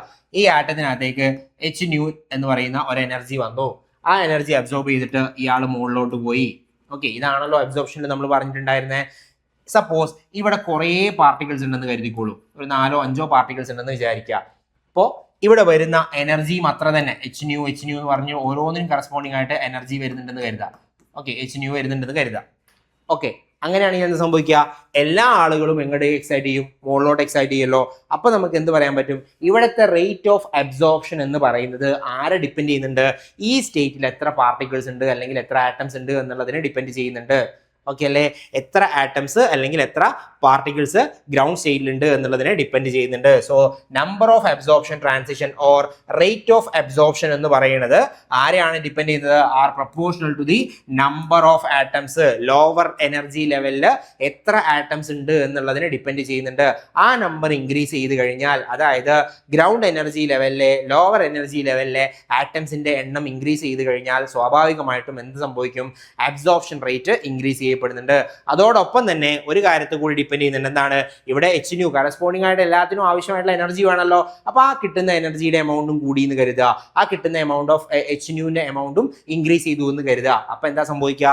ഈ പറയുന്ന എക്സൈറ്റേഷൻ വളരെ കൂടുതലായിരിക്കും. So that density of photons, okay, incident ബീമിന്റെ ഡെൻസിറ്റിനെയും എന്ത് ചെയ്യുന്നുണ്ട്? ഡിപ്പെൻഡ് ചെയ്യുന്നുണ്ട് എന്ന് നമുക്ക് പറയാൻ പറ്റും. ഓക്കെ അല്ലേ? അപ്പൊ രണ്ട് ഫാക്ടേഴ്സിനെയാണ് ഇവിടുത്തെ അബ്സോർപ്ഷൻ എന്ന് പറയുന്ന, അല്ലെങ്കിൽ നമ്പർ ഓഫ് അബ്സോർപ്ഷൻ ട്രാൻസിഷൻ, അതല്ല എങ്കിൽ റേറ്റ് ഓഫ് അബ്സോർപ്ഷൻ എന്ന് നമുക്ക് പറയാൻ പറ്റും. റേറ്റ് ഓഫ് അബ്സോർപ്ഷൻ എന്ന് നമുക്ക് പറയാൻ പറ്റും. റേറ്റ് ഓഫ് അബ്സോർപ്ഷൻ എന്ന് പറയുന്നത് രണ്ട് കാര്യങ്ങളെയാണ് ഡിപ്പെൻഡ് ചെയ്യുന്നത്. ഒന്നാമത്തത് എന്താണ്? ഒന്നാമത്തെ കാര്യം എന്ന് പറയുന്നത് ആ മെറ്റീരിയലിന്റെ നമ്പർ ഓഫ് പാർട്ടിക്കിൾസ് ആണ്, അല്ലെങ്കിൽ number of atoms in the lower energy ലെവലാണ്. രണ്ടാമത്തെ ഫാക്ടർ എന്താണ്? രണ്ടാമത്തെ ഫാക്ടർ എന്ന് പറയുന്നത് ഡെൻസിറ്റി ഓഫ് ഫോട്ടോൺ ആണ്. Density of photon in the incident beam. ആ ഇൻസിഡന്റ് ബീമിന്റെ ഡെൻസിറ്റി ആണ്, അല്ലെങ്കിൽ എത്ര ഇൻസിഡന്റ് ബീമുകൾ അവിടെ ഉണ്ട് എന്നുള്ളതിനെയാണ് ഡിപ്പെൻഡ് ചെയ്യുന്നത്. അല്ലെങ്കിൽ നമ്പർ ഓഫ് ഫോട്ടോൺസ് എന്ന് വേണമെങ്കിൽ നമുക്ക് സിമ്പിൾ ആയിട്ട് പറയാം. എത്ര ഫോട്ടോണുകൾ ഉണ്ട് എന്നുള്ളതിനെ ഡിപ്പെൻഡ് ചെയ്യുന്നുണ്ട് എന്ന് പറയാൻ പറ്റും. ഓക്കെ അല്ലേ?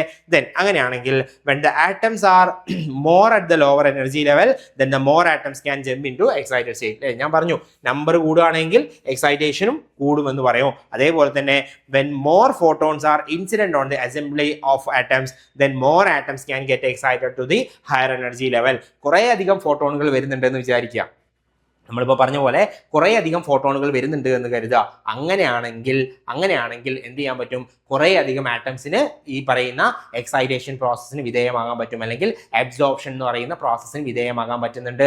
സോ ഈ രണ്ട് കാര്യങ്ങളും കൂടി ഒരുമിച്ച് നടന്നാൽ, അതായത് ഇപ്പം നമ്മൾ പറഞ്ഞ കുറേ അധികം പാർട്ടിക്കിൾസ് ഇവിടെ ഉണ്ട്, കുറേ അധികം ഫോട്ടോണുകൾ വരുന്നുണ്ട് എങ്കിൽ സ്വാഭാവികമായിട്ടും റേറ്റ് ഓഫ് അബ്സോർപ്ഷൻ എന്തായിരിക്കും?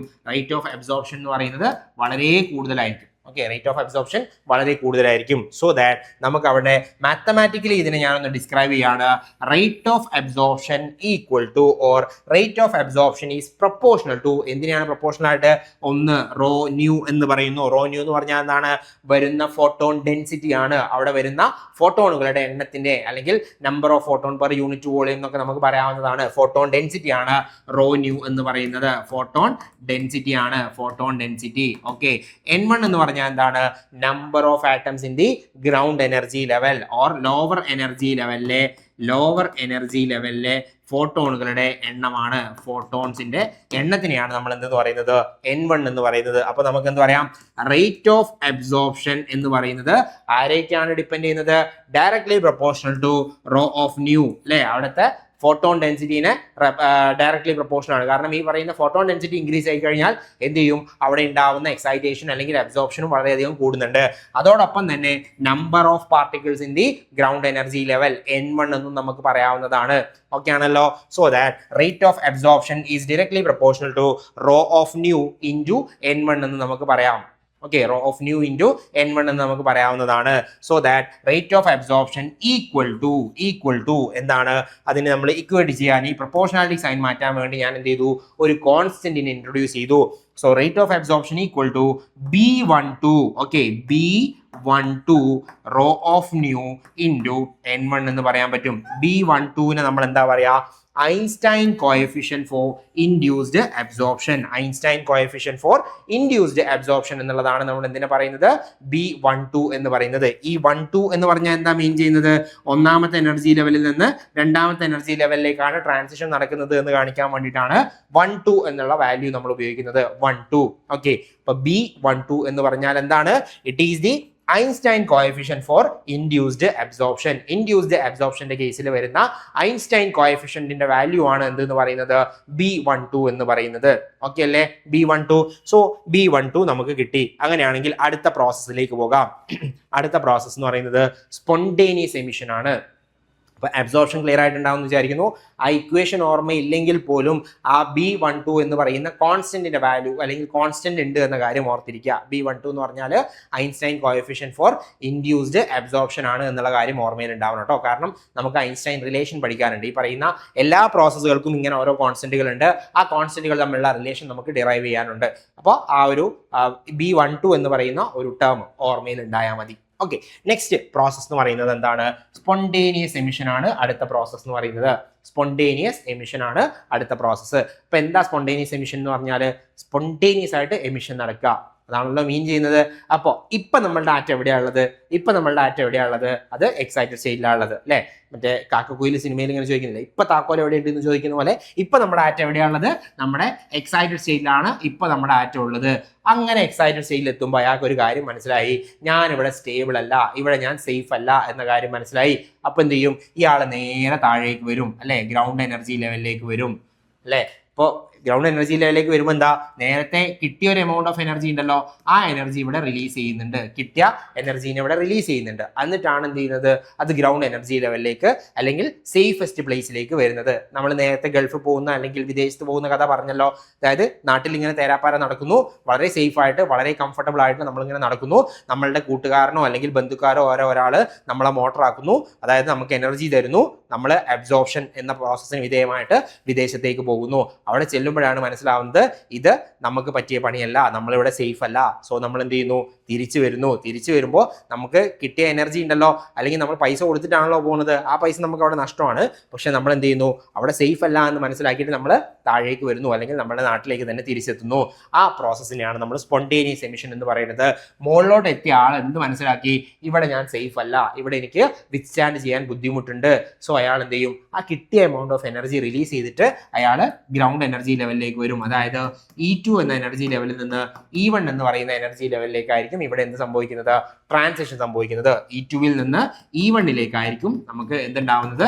ട്രാൻസിഷൻ സംഭവിക്കുന്നുണ്ടാവുക. ഓക്കെ അല്ലേ? ഇപ്പൊ നോക്കിയാലോ, an atom cannot remain in the excited state for long after about 10⁻⁻8 second. ഈ ടൈം ഓർത്തിരിക്കണേ, 10⁻⁻8 സെക്കൻഡ്, അതായത് വളരെ ചുരുങ്ങിയ സമയം മാത്രമേ എന്ത് ചെയ്യാൻ പറ്റുള്ളൂ? ഈ പറയുന്ന ഗ്രൗണ്ട് സ്റ്റേറ്റിൽ നിന്ന് എക്സൈറ്റഡ് സ്റ്റേറ്റിലേക്ക് പോയ ആറ്റത്തിന് അവിടെ വിത്ത്സ്റ്റാൻഡ് ചെയ്യാൻ കഴിയുള്ളൂ. വളരെ കുറഞ്ഞ സമയം മാത്രം, 10⁻⁻8 സെക്കൻഡ് മാത്രമേ അവിടെ നിൽക്കാൻ കഴിയുള്ളൂ. അങ്ങനെ അയാൾ മനസ്സിലാക്കുന്നു അയാൾ എന്ത് ചെയ്യും? സ്റ്റേബിൾ അല്ല. സോ ദാറ്റ് അയാൾ it returns to lower energy level by releasing a photon. നേരത്തെ ഫോട്ടോൺ അബ്സോർബ് ചെയ്തിട്ടാണല്ലോ പോയത്, ആ ഫോട്ടോണിനെ റിലീസ് ചെയ്തിട്ട് എന്ത് ചെയ്യും? അയാൾ ഗ്രൗണ്ട് എനർജി ലെവലിലേക്ക് വരും. സോ ആ റിലീസ് ചെയ്യുന്ന ഫോട്ടോണിന്റെ എനർജി hν എന്ന് പറയുന്നത് എന്തിന് ഈക്വൽ ആയിരിക്കും? E2 - E1. നമ്മൾ നേരത്തെ പറഞ്ഞ E2 - E1 ഈക്വൽ ആയിരിക്കും. ഓക്കെ ആണോ? ദെൻ അങ്ങനെയാണെങ്കിൽ this process happens on its on. Okay, അതായത് വേറൊരാളുടെ സഹായം ഒന്നും വേണ്ട, വേറെ എക്സ്റ്റേണൽ ഏജന്റിന്റെ സഹായം ഒന്നും ഇല്ലാതെ തന്നെ മുകളിലുള്ള ആൾക്ക് മനസ്സിലാവും ഞാൻ സ്റ്റേബിൾ അല്ല, അതുകൊണ്ട് അയാൾ താഴേക്ക് വന്നു. ഓക്കെ, താഴേക്ക് വരും. ഓക്കെ, സോ അയാൾ സ്റ്റേബിൾ അല്ല എന്ന് മനസ്സിലാക്കിയിട്ട് താഴേക്ക് എത്തും. അതുകൊണ്ട് തന്നെ ഇത് ഇറ്റ്സ് ഓൺ പ്രോസസ് ആണ്, വേറെ ആളുടെ സഹായം ഇല്ലാതെ നടക്കുന്ന ഒരു പ്രോസസ് ആണ്, without any external help. So it is called spontaneous emission. അതുകൊണ്ട് നമ്മൾ ഇതിന് എന്തെന്ന് പറയുന്നു? സ്പോണ്ടേനിയസ് എമിഷൻ എന്ന് പറയുന്നു. അതുകൊണ്ടാണ് നമ്മൾ ഇതിനെ സ്പോണ്ടേനിയസ് എമിഷൻ എന്ന് പറയുന്നത്. മറ്റൊരാളുടെ എക്സ്റ്റേണൽ ഏജന്റിന്റെ സഹായം ഒന്നും ഇല്ലാതെ തന്നെ നടക്കുന്ന പ്രോസസ് ആണ് എന്തെന്ന് പറയുന്നത്? സ്പോണ്ടേനിയസ് എമിഷൻ എന്ന് പറയുന്നത്. നോക്കുക, സ്പോണ്ടേനിയസ് എമിഷൻ, ഇയാള് ഇവിടെ മുകളിൽ എന്താണ് വന്ന് നിൽക്കുകയാണ്. അപ്പോൾ അവിടെ നിൽക്കുന്ന ആ ടൈം വളരെ പ്രധാനപ്പെട്ടതാണ്. 10⁻⁻8 സെക്കൻഡ് ആണ് അവിടെ റിമൈൻഡ് ചെയ്ത് നിൽക്കാൻ പറ്റുന്ന സമയം. ആ വാല്യൂ ഓർത്തിരിക്കണം, നമുക്ക് ആവശ്യമുണ്ട്. സോ 10⁻⁻8 സെക്കൻഡ് ആണ് അവിടെ നിൽക്കുന്നത്. അപ്പൊ അയാൾക്ക് മനസ്സിലായി എന്തല്ല, ഞാൻ ഇവിടെ സേഫ് അല്ല, സ്റ്റേബിൾ അല്ല. അയാൾ എന്ത് ചെയ്യും? നേരെ താഴേക്ക് വരും, ഗ്രൗണ്ട് എനർജി ലെവലിലേക്ക് വരും ബൈ എമിറ്റിംഗ്. ആ നേരത്തെ കിട്ടിയിട്ടുണ്ടായിരുന്ന ഫോട്ടോൺ ഉണ്ടല്ലോ, ആ ഫോട്ടോണിനെ റിലീസ് ചെയ്തിട്ട് അയാൾ എന്ത് ചെയ്യും? താഴേക്ക് ഗ്രൗണ്ട് സ്റ്റേറ്റിലേക്ക് വരും. ഓക്കെ, ഇതിനെയാണ് നമ്മൾ എന്തെന്ന് പറയുന്നത്? സ്പോണ്ടേനിയസ് എമിഷൻ എന്ന് പറയുന്നത്. Spontaneous emission. ഓക്കെ അല്ലേ? സ്പോണ്ടേനിയസ് എമിഷൻ ക്ലിയർ അല്ലേ? ദെൻ അങ്ങനെയാണെങ്കിൽ ഇവിടെ നമ്മൾ നേരത്തെ പറഞ്ഞ പോലെ മാത്തമാറ്റിക്കലി ഇതിനെ എക്സ്പ്രസ് ചെയ്യുകയാണെങ്കിൽ A സ്റ്റാർ എന്ന് പറയുന്നതാണ് എന്തെന്ന് പറയുന്നത്? നമ്മളുടെ ഇപ്പോഴത്തെ സ്റ്റേറ്റ് എന്ന് പറയുന്നത്. ഈ A സ്റ്റാർ എന്തായിട്ട് മാറും? ഇതിൽ എറർ ഉണ്ട്. A സ്റ്റാർ എന്ന് പറയുന്നത് എന്തായിട്ട് മാറും? A+hν ആയിട്ട് മാറും. A+hν ആയിട്ട് കൺവേർട്ട് ചെയ്യപ്പെടും. A സ്റ്റാർ എന്ന് പറയുന്ന atom hν amount energy release ചെയ്തിട്ട് എന്താവും? ഗ്രൗണ്ട് സ്റ്റേറ്റിലേക്ക് A എന്ന് പറയുന്ന ഒരു ആറ്റമായിട്ട് അത് കൺവേർട്ട് ചെയ്യപ്പെടും, അല്ലെങ്കിൽ ആ ഒരു ആറ്റമായിട്ട് അത് മാറും. ഓക്കെ അല്ലേ? എ സ്റ്റാർ എന്ന് പറയുന്നത് എ പ്ലസ് എച്ച് ന്യൂ ആയിട്ട് കൺവേർട്ട് ചെയ്യപ്പെടും. ഇനി അങ്ങനെയാണെങ്കിൽ ഇവിടുത്തെ കേസിൽ നമ്മൾ ആദ്യം പറഞ്ഞിരുന്നു റേറ്റ് ഓഫ് അബ്സോർപ്ഷൻ എന്ന് പറയുന്നത് ആരെയൊക്കെ ഡിപ്പെൻഡ് ചെയ്യുന്നുണ്ട്? റോ ഓഫ് ന്യൂ എന്ന് പറയുന്ന ഫോട്ടോൺ ഡെൻസിറ്റികളെയും അതുപോലെ തന്നെ N1 എന്ന് പറയുന്ന വാല്യൂവിനെയും എന്ത് ചെയ്യുന്നുണ്ട്? ഡിപ്പെൻഡ് ചെയ്യുന്നുണ്ട്. നമ്മൾ ആദ്യം പറഞ്ഞിരുന്നു റേറ്റ് ഓഫ് അബ്സോർപ്ഷൻ അല്ലെ? റേറ്റ് ഓഫ് അബ്സോർപ്ഷൻ എന്ന് പറയുന്നത് ഫോട്ടോൺ ഡെൻസിറ്റിനെയും അതുപോലെ തന്നെ നമ്പർ ഓഫ് പാർട്ടിക്കിൾസിനെയും ഡിപ്പെൻഡ് ചെയ്യുന്നുണ്ട് എന്ന് നമ്മൾ നേരത്തെ പറഞ്ഞിരുന്നു. പക്ഷേ ഇവിടുത്തെ കേസിൽ എന്താണ്? ഇവിടെ ഫോട്ടോണിനെ ഏതെങ്കിലും തരത്തിൽ ബാധിക്കുന്നുണ്ടോ അല്ലെങ്കിൽ ഫോട്ടോണിനെ ഏതെങ്കിലും തരത്തിൽ ഡിപ്പെൻഡ് ചെയ്യുന്നുണ്ടോ? അതായത് എക്സൈറ്റഡ് സ്റ്റേറ്റിൽ നിൽക്കുമ്പോൾ അവിടെ നിന്ന് ഒരു ഫോട്ടോൺ കിട്ടിയിട്ടല്ലല്ലോ ഇയാൾ താഴേക്ക് വരുന്നത്. അപ്പോൾ അതുകൊണ്ട് ഫോട്ടോൺ ഡെൻസിറ്റിനെ ഒരു തരത്തിലും ഇത് എന്ത് ചെയ്യുന്നില്ല? ഡിപ്പെൻഡ് ചെയ്യുന്നില്ല. പിന്നെ ഒരു കാര്യത്തിന് ഡിപ്പെൻഡ് ചെയ്യുന്നത് എന്താണ്? Number of particles. ഇപ്പോൾ ഗ്രൗണ്ട് സ്റ്റേറ്റിൽ ഉള്ള പാർട്ടിക്കിൾസിന്റെ എണ്ണത്തേക്കാൾ കൂടുതൽ മുകളിലുണ്ടെന്ന് വിചാരിക്കുക. മുകളിലെത്തിയ ആളുകൾക്കൊക്കെ മനസ്സിലായി ഞാനിവിടെ സ്റ്റേബിൾ അല്ല, ഈ മുകളിലുള്ള ആളുകളൊക്കെ എന്ത് ചെയ്യും? താഴോട്ടേക്ക് എമിറ്റ് ചെയ്യപ്പെടും, അല്ലെങ്കിൽ താഴോട്ടേക്ക് വരാനുള്ള ടെൻഡൻസി കാണിക്കും. സോ ദാറ്റ് നമുക്ക് എന്ത് പറയാൻ പറ്റും? റേറ്റ് ഓഫ് സ്പോണ്ടേനിയസ് എമിഷൻ എന്ന് പറയുന്നത് is directly proportional to number of particles N2 ആണ്.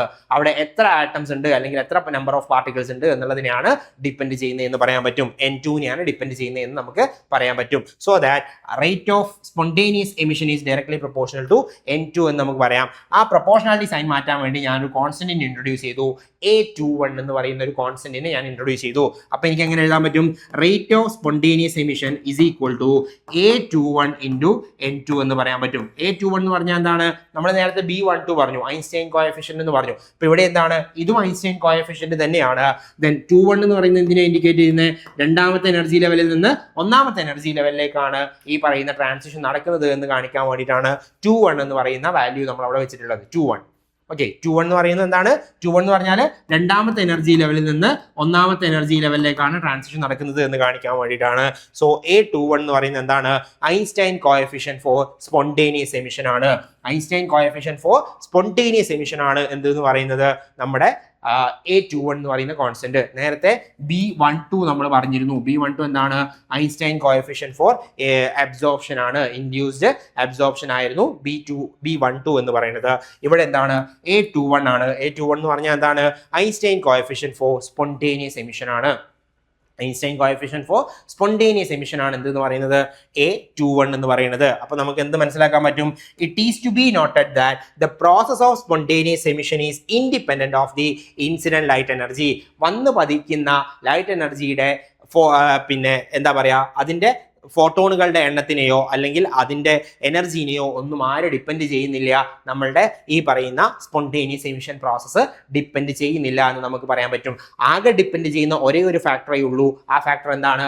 അവിടെ എക്സൈറ്റഡ് സ്റ്റേറ്റിൽ എത്ര പാർട്ടിക്കിൾസ് ഉണ്ട് അതിന്റെ നമ്പറിനെ മാത്രമാണ് ഡിപ്പെൻഡ് ചെയ്യുന്നത് എന്ന് നമുക്ക് പറയാൻ പറ്റും. ഓക്കെ അല്ലേ?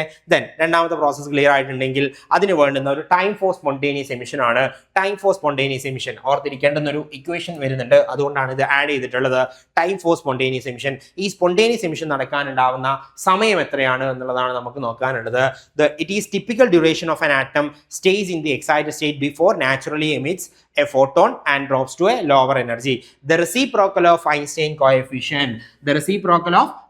coefficient for spontaneous emission is the time for spontaneous transition. എന്താ വരുന്നത്? സ്പോണ്ടേനിയസ് എമിഷന് വേണ്ടുന്ന ടൈം അതിനെ നമ്മൾ ടോ വെച്ചിട്ടാണ് ഡിനോട്ട് ചെയ്യുന്നത്. ടോ SP എന്നാണ് നമ്മൾ പറയുന്നത്, which is equal to 1 divided by A21. Okay, 1 divided by A21 ആണ് നമ്മളുടെ ഇക്വേഷൻ എന്ന് പറയുന്നത്, tau SP. Okay, tau SP എന്ന് പറഞ്ഞാൽ 1 divided by A21 ആണ്. A21 എന്താണ്? നമ്മളുടെ Einstein coefficient for spontaneous emission ആയിരുന്നു. സോ അതിന്റെ റെസിപ്രോക്കൽ ആണ് എന്ന് പറയുന്നത് ടൈം ഫോർ സ്പോണ്ടേനിയസ് എമിഷൻ എന്ന് പറയുന്നത്. എന്താണ് ടൈം ഫോർ സ്പോണ്ടേനിയസ് എമിഷൻ എന്ന് പറഞ്ഞാൽ? It is the typical duration of an atom stage in the excited state before it naturally emits a photon and drops to lower energy level. Lower energy ലെവലിലേക്ക് ഒരു ഫോട്ടോണിനെ emit ചെയ്തുകൊണ്ട് പിന്നെ D excite ചെയ്യുന്നതിന് തൊട്ട് മുന്നേ വരെയുള്ള, അതായത് ആ എക്സൈറ്റ് സ്റ്റേറ്റിൽ നിലനിൽക്കുന്ന സമയം എത്രയാണ് എന്നുള്ളതിനെയാണ് നമ്മൾ ഈ പറയുന്ന ടൈം ഫോർ സ്പോണ്ടേനിയസ് എമിഷൻ കൊണ്ട് നമ്മൾ മീൻ ചെയ്യുന്നത്. സോ അങ്ങനെ നിൽക്കുന്ന ഒരാൾ വളരെ പെട്ടെന്ന് തന്നെ എന്ത് ചെയ്യും? ഗ്രൗണ്ട് സ്റ്റേറ്റിലേക്ക് റിലീസ് ചെയ്യപ്പെടും, അല്ലെങ്കിൽ ഗ്രൗണ്ട് സ്റ്റേറ്റിലേക്ക് അത് എമിറ്റ് ചെയ്യപ്പെടും. അങ്ങനെ സ്പോണ്ടേനിയസ് ആയിട്ട് എമിഷൻ നടക്കുന്നതിന്റെ സമയം ടോ SP എന്ന് പറയുന്നത് എന്തിന് ഈക്വൽ ആണ്? It is equal to reciprocal of Einstein coefficient. Equation important ആണ്, അതുകൊണ്ട് നമ്മളിവിടെ ആഡ് ചെയ്തു എന്ന് മാത്രം. ഈ ഇക്വേഷൻ ചോദിച്ച് കണ്ടിട്ടുണ്ട് പരീക്ഷയ്ക്ക്. What is the time for spontaneous emission എന്താണ് എന്നുള്ളത് ചോദിച്ചിട്ടുണ്ട്. സോ എന്താണ്? It is equal to 1 by Einstein coefficient for spontaneous emission. 1 by A21 ആണ് എന്തെന്ന് പറയുന്നത്? ടോ SP എന്ന് പറയുന്നത്. ഓക്കെ അല്ലേ? അങ്ങനെയാണെങ്കിൽ നമുക്ക് സ്റ്റിമുലേറ്റഡ് എമിഷൻ എന്താണെന്നുള്ളത് നോക്കാം. സ്റ്റിമുലേറ്റഡ് എമിഷൻ എന്താണ്? സ്റ്റിമുലേറ്റഡ് എമിഷൻ എന്ന് പറഞ്ഞാൽ the phenomenon of forced photon emission. Okay, forced photon emission by an excited atom due to the action of an external agency is called stimulated or induced emission എന്ന് പറയാൻ പറ്റും. എന്താണെന്ന് മനസ്സിലായോ? അതായത് ground സ്റ്റേറ്റിലുള്ള ആള് excited സ്റ്റേറ്റിലേക്ക് പോയി, ഇവിടെ പോയി മുകളിൽ നിൽക്കുന്ന ആൾ താഴേക്ക് വരികയാണ്. ഈ വരുന്ന ആൾക്ക് എനർജി കൊടുത്തിട്ട് നമ്മൾ എക്സൈറ്റ് ചെയ്യിക്കുകയാണ്. ഓക്കെ, അതായത് ഫോട്ടോൺ എമിഷൻ തന്നെയാണ്, ഫോഴ്സ്ഡ് ഫോട്ടോൺ എമിഷൻ ആണ് നമ്മൾ നടത്തുന്നത്. എങ്ങനെയാണ്? എക്സൈറ്റഡ് ആറ്റത്തിനെ നമ്മൾ എന്ത് ചെയ്യാണ്? എക്സൈറ്റഡ് ആറ്റത്തിന് നമ്മൾ എനർജി എക്സ്റ്റേണലി കൊടുത്തിട്ട്, അതായത് ഫോഴ്സ്ഡ് ഫോട്ടോണുകൾ നമ്മൾ അങ്ങടേക്ക് കൊടുത്തിട്ട് നമ്മൾ ഡി എക്സൈറ്റ് ചെയ്യിക്കുകയാണ്. അതായത് ഇവിടെ നിൽക്കുകയാണ്, ഇയാൾ നോർമലി താഴോട്ട് വരും, ആ വരുന്ന വരവിൽ നമ്മൾ എന്ത് ചെയ്യാണ്? അതിനകത്തേക്ക് എനർജി കൊടുക്കുകയാണ്. അപ്പൊ ഇയാൾ താഴേക്ക് വരുമ്പോൾ എന്താ സംഭവിക്കുക? താഴേക്ക് എത്തുമ്പോൾ സ്വാഭാവികമായിട്ട് നമ്മൾ പറഞ്ഞിരുന്നു HNU എന്ന് പറയുന്ന എനർജി റിലീസ് ചെയ്തു എന്ന് പറഞ്ഞിരുന്നു. ആ ആൾക്ക് തന്നെ നമ്മൾ എന്ത് ചെയ്യാണ്? ഒരു HNU കൂടി കൊടുത്തിട്ടാണ് ഡി എക്സൈറ്റ് ചെയ്യുന്നത്. അപ്പൊ എന്ത് ചെയ്യും? 2HNU ആയിരിക്കും നമുക്ക് ഇവിടെ ഔട്ട്പുട്ട് ആയിട്ട് കിട്ടുന്നത്. 2HNU ആയിരിക്കും നമുക്ക് ഔട്ട്പുട്ട് ആയിട്ട് കിട്ടുന്നത്. കാരണം ഇയാൾ താഴേക്ക് വരുമ്പോൾ automatically HNU amount of energy release ചെയ്യുന്നുണ്ട്. അതിന് പുറമെ തന്നെ നമ്മൾ എന്ത് ചെയ്യുന്നുണ്ട്? എക്സ്റ്റേണലി ഒരു HNU കൊടുക്കുന്നുണ്ട്. ആ HNUവിനെ കൂടി അവിടെ റിലീസ് ചെയ്യപ്പെടുന്നുണ്ട്. സോ ദാറ്റ് നമുക്ക് എന്ത് പറയാൻ പറ്റും? 2HNU of energy. Okay, 2HNU energy എന്ത് ചെയ്യുന്നുണ്ട്? അവിടെ റിലീസ് ചെയ്യപ്പെടുന്നുണ്ട് എന്ന് നമുക്ക് പറയാൻ പറ്റും. 2HNU അവിടെ റിലീസ് ചെയ്യപ്പെടുന്നുണ്ട് എന്ന് പറയാൻ പറ്റും. അതുകൊണ്ടാണ് നമുക്ക് എന്ത് പറയാൻ പറ്റുന്നത്? ഇവിടെ ആംപ്ലിഫിക്കേഷൻ നടക്കുന്നുണ്ട്, ലൈറ്റിന്റെ ആംപ്ലിഫിക്കേഷൻ നടക്കുന്നുണ്ട് എന്ന് പറയാൻ കഴിയുന്നത്. ഓക്കെ, ആംപ്ലിഫിക്കേഷൻ നടക്കുന്നുണ്ട് എന്ന് നമുക്ക് പറയാൻ കഴിയുന്നതിന് കാരണം അതാണ്. സോ ദാറ്റ് ഇനി നോക്കുക, the process or the phenomenon of forced photon emission by an excited atom due to the action of an external agency is called stimulated or induced emission എന്ന് പറയാൻ പറ്റും. സ്റ്റിമുലേറ്റഡ് അല്ലെങ്കിൽ ഇൻഡ്യൂസ്ഡ് എമിഷൻ എന്ന് നമുക്ക് ഇതിനെ define ചെയ്യാൻ കഴിയുന്നുണ്ട്. Okay അല്ലേ? ഇനി അടുത്ത നോക്കിയേ, the process may be expressed as. ഇതിന് നമുക്ക് എങ്ങനെ എക്സ്പ്രസ് ചെയ്യാൻ പറ്റും? A star plus HNU. Okay, A star ആണ്. കാരണം എന്താ? എക്സൈറ്റഡ് സ്റ്റേറ്റിലല്ലേ നിൽക്കുന്നത്. ഈ എക്സൈറ്റഡ് സ്റ്റേറ്റിൽ നിൽക്കുന്ന ആളെ നമ്മൾ എന്ത് ചെയ്യാണ്? ഒരു HNU എമൗണ്ട് ഓഫ് എനർജി കൂടി അങ്ങോട്ടേക്ക് കൊടുക്കുകയാണ്. അങ്ങനെ കൊടുത്തിട്ടാണ് അത് ഡി എക്സൈറ്റ് ചെയ്യുന്നത് അല്ലെങ്കിൽ എമിറ്റ് ചെയ്യുന്നത് എങ്കിൽ അവിടെ എന്തായിരിക്കും ഉണ്ടാവുക? അത് ഗ്രൗണ്ട് സ്റ്റേറ്റിലേക്ക് വരും. എ എന്ന് പറയുന്ന അതിന്റെ ഗ്രൗണ്ട് സ്റ്റേറ്റിലേക്ക് വരും. പ്ലസ് എന്തുണ്ട്? 2HNU ഉണ്ട്. ആ 2HNU എങ്ങനെയാ വന്നേ? ഒരു HNU ഇതാണ്. ഈ A സ്റ്റാർ എന്ന് പറയുന്ന ആള് എക്സൈറ്റഡ് സ്റ്റേറ്റിൽ നിന്ന് ഗ്രൗണ്ട് സ്റ്റേറ്റിലേക്ക് വരുമ്പോൾ എന്താകും? A+HNU ആണ് നോർമലി ഉണ്ടാവുന്നത്. അതിന്റെ കൂടെ നമ്മൾ എന്ത് ചെയ്യുന്നുണ്ട്? ഒരു HNU കൂടി ഇവിടെ കൊടുക്കുന്നുണ്ട്. ആ HNU കൂടി ഇവിടെ റിലീസ് ചെയ്യപ്പെടുന്നുണ്ട്. സോ ദാറ്റ് എന്തെന്ന് പറയാൻ പറ്റും? A+2HNU ഓർ ആംപ്ലിഫിക്കേഷൻ നടക്കുന്നുണ്ട് എന്ന് നമുക്ക് പറയാൻ പറ്റും. സിംപ്ലി ആംപ്ലിഫിക്കേഷൻ നടക്കുന്നുണ്ട് എന്ന് നമുക്ക് പറയാൻ പറ്റും. ഓക്കെ അല്ലേ? ദെൻ അതാണ് ഇതിന്റെ ഒരു എക്സ്പ്രഷൻ എന്ന് പറയുന്നത്. ഇനി നോക്കിയേ, the number of stimulated transition, അതായത് നമ്പർ ഓഫ് സ്റ്റിമുലേറ്റഡ് എമിഷൻ എന്ന് പറയുന്നത് എന്തിനൊക്കെ ഡിപ്പെൻഡ് ചെയ്യുന്നുണ്ട് എന്ന് നോക്കിയേ. അതായത് നമ്മൾ പറഞ്ഞല്ലോ ഇവിടെ എത്ര നമ്പർ ഉണ്ട് എന്നുള്ളതിന് ഡിപ്പെൻഡ് ചെയ്യുന്നുണ്ട്. എക്സൈറ്റഡ് സ്റ്റേറ്റിലെ നമ്പർ ഓഫ് പാർട്ടിക്കിൾസിന്റെ എണ്ണത്തിന് ഡിപ്പെൻഡ് ചെയ്യുന്നുണ്ട് എന്ന് നമുക്കറിയാം. N2നെ ഡിപ്പെൻഡ് ചെയ്യുന്നുണ്ട്. അതുപോലെ തന്നെ നമുക്ക് എന്ത് പറയാം? ഇവിടെ നമ്മൾ ഫോട്ടോണുകളെ നമ്മൾ അങ്ങോട്ട് കൊടുക്കുന്നുണ്ട്. അഡീഷണൽ ആയിട്ട് ഫോട്ടോണുകളെ കൊടുക്കുന്നുണ്ട്. ആ ഫോട്ടോൺ ഡെൻസിറ്റി കൂടി കഴിഞ്ഞാൽ ρN അല്ലെങ്കിൽ ρV കൂടി കഴിഞ്ഞാൽ എന്ത് ചെയ്യും? ഈ പറയുന്ന ഡി എക്സൈറ്റേഷൻ പ്രോസസ്സിന്റെ റേറ്റും കൂടും. നമ്മൾ ഏറ്റവും ആദ്യം പറഞ്ഞിരുന്നല്ലോ, അതേ കണ്ടീഷൻ നമുക്ക് ഇവിടെ തിരിച്ചാണ് നമുക്ക് വരുന്നത്. ഇവിടെ എന്തിനാണ് ഡിപ്പെൻഡ് ചെയ്യുന്നത്? എക്സൈറ്റഡ് സ്റ്റേറ്റിലെ പാർട്ടിക്കിൾസിന്റെ എണ്ണത്തിനെയാണ്, N2നെയാണ് ഡിപ്പെൻഡ് ചെയ്യുന്നത്. അതോടൊപ്പം തന്നെ ആരെ ഡിപ്പെൻഡ് ചെയ്യുന്നുണ്ട്? അവിടെ എത്ര ഫോട്ടോണുകൾ ഉണ്ട് അല്ലെങ്കിൽ ഫോട്ടോൺ ഡെൻസിറ്റി എന്താണ് എന്നുള്ളതിനെയും ഡിപ്പെൻഡ് ചെയ്യുന്നുണ്ട് നമുക്ക് പറയാൻ പറ്റും. സോ നോക്കുക, the number of stimulated transition occurring in the material at any instant will be equal to the product of the number of atoms at the energy level E2 and the probability of the stimulated transition. അവിടെ നടക്കാനുള്ള stimulated ട്രാൻസിഷന്റെ പ്രോബബിലിറ്റിനെയും അതുപോലെ തന്നെ പാർട്ടിക്കിൾസിന്റെ അല്ലെങ്കിൽ ആറ്റംസിന്റെ നമ്പറിനെയും depend ചെയ്യുന്നുണ്ട് നമുക്ക് പറയാൻ പറ്റും. അതിന് നമ്മൾ മാത്തമാറ്റിക്കലി നമ്മൾ ആ റേറ്റ് നമ്മൾ ഡിസ്ക്രൈബ് ചെയ്യുകയാണെങ്കിൽ rate of stimulated emission RST equal to എന്തെന്ന് പറയാം? ഓർ ഈസ് പ്രപ്പോർഷണൽ ടു എന്തെന്ന് പറയാം?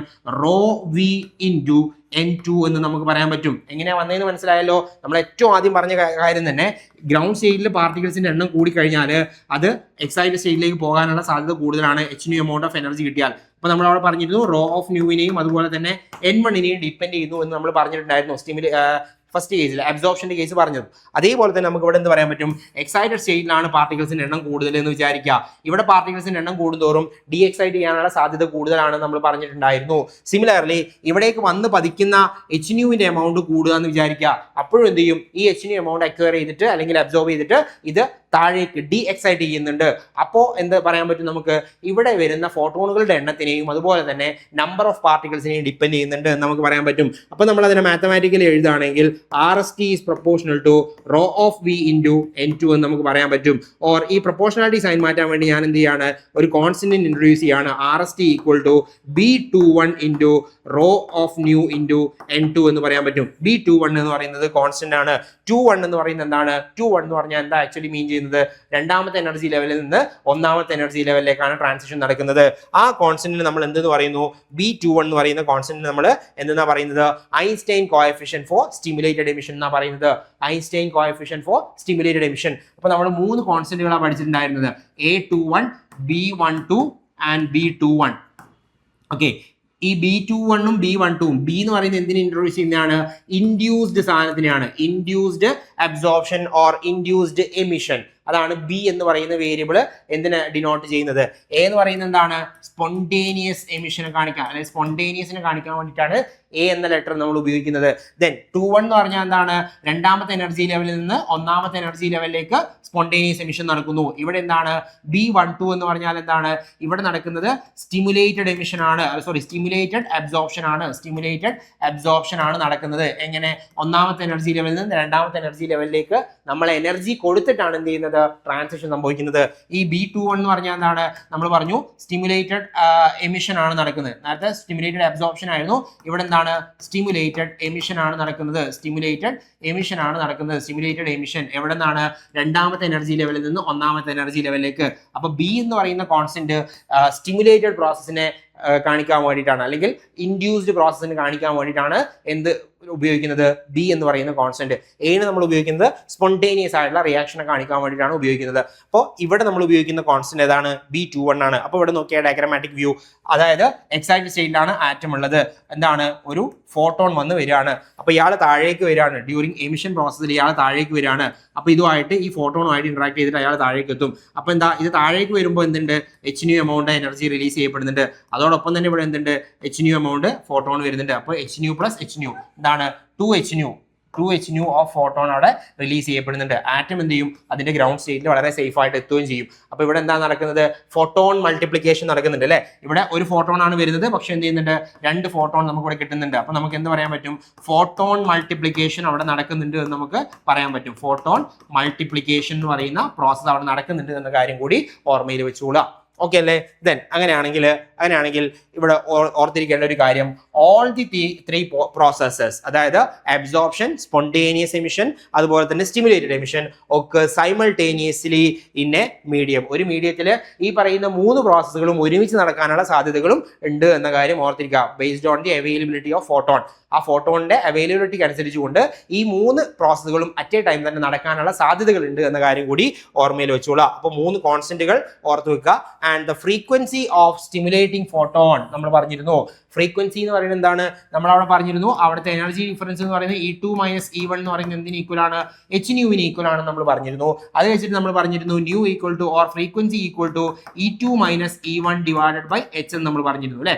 E2 മൈനസ് E1 എന്താണ്, ചേഞ്ച് ഇൻ എനർജി ആണ്. Change in energy. Okay, energy ലെവലുകൾ തമ്മിലുള്ള എനർജി ഡിഫറൻസ് എന്ന് വേണമെങ്കിൽ പറയാവുന്നതാണ്.